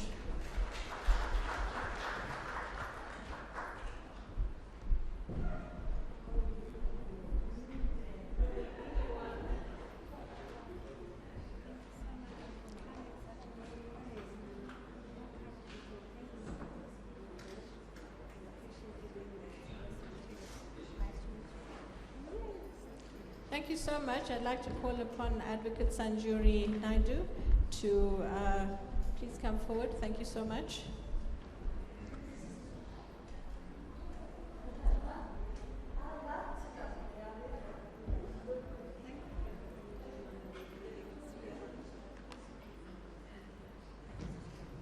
I'd like to call upon Carl Vinsen, please, to come forward. Thank you so much.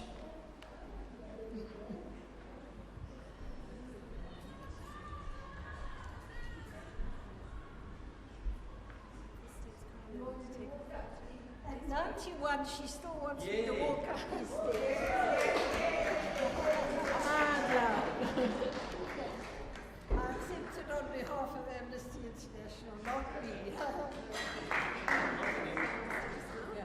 Can we ask Dr. Naidoo to please join us? Thank you so much. Dr. Naidoo, please join us. Thank you so much.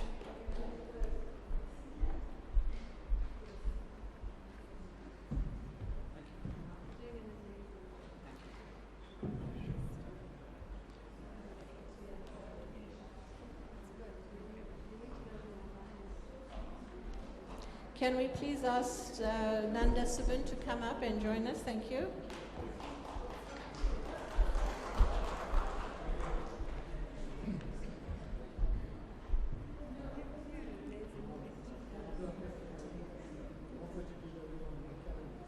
And Nanda has,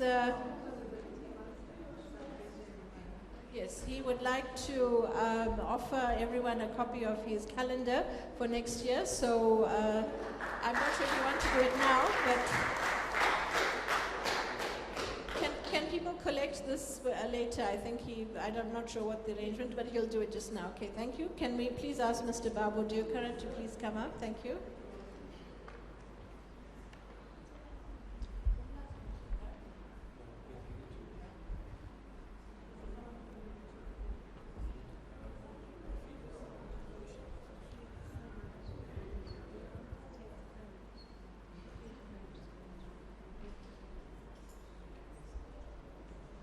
Thank you very much. Can I please call upon Afida to come forward. We want to please come forward. Is Afida here? Or she stepped out? Oh, there she is, yeah. We want to recognize Vimla for the catering, but she's not with us, so we will present her token to Afida. Yeah. Can we give it for Vimla, please? Thank you. Can we please also invite Anusha and Raymond to come forward? Thank you.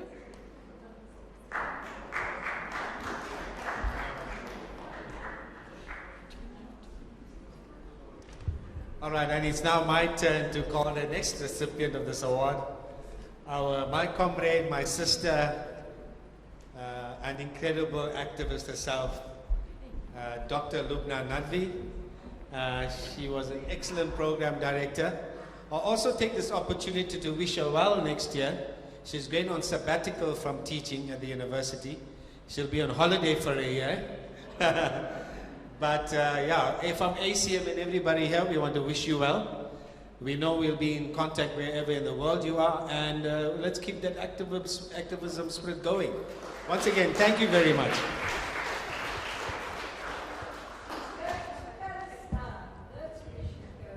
Thank you so much. Thank you.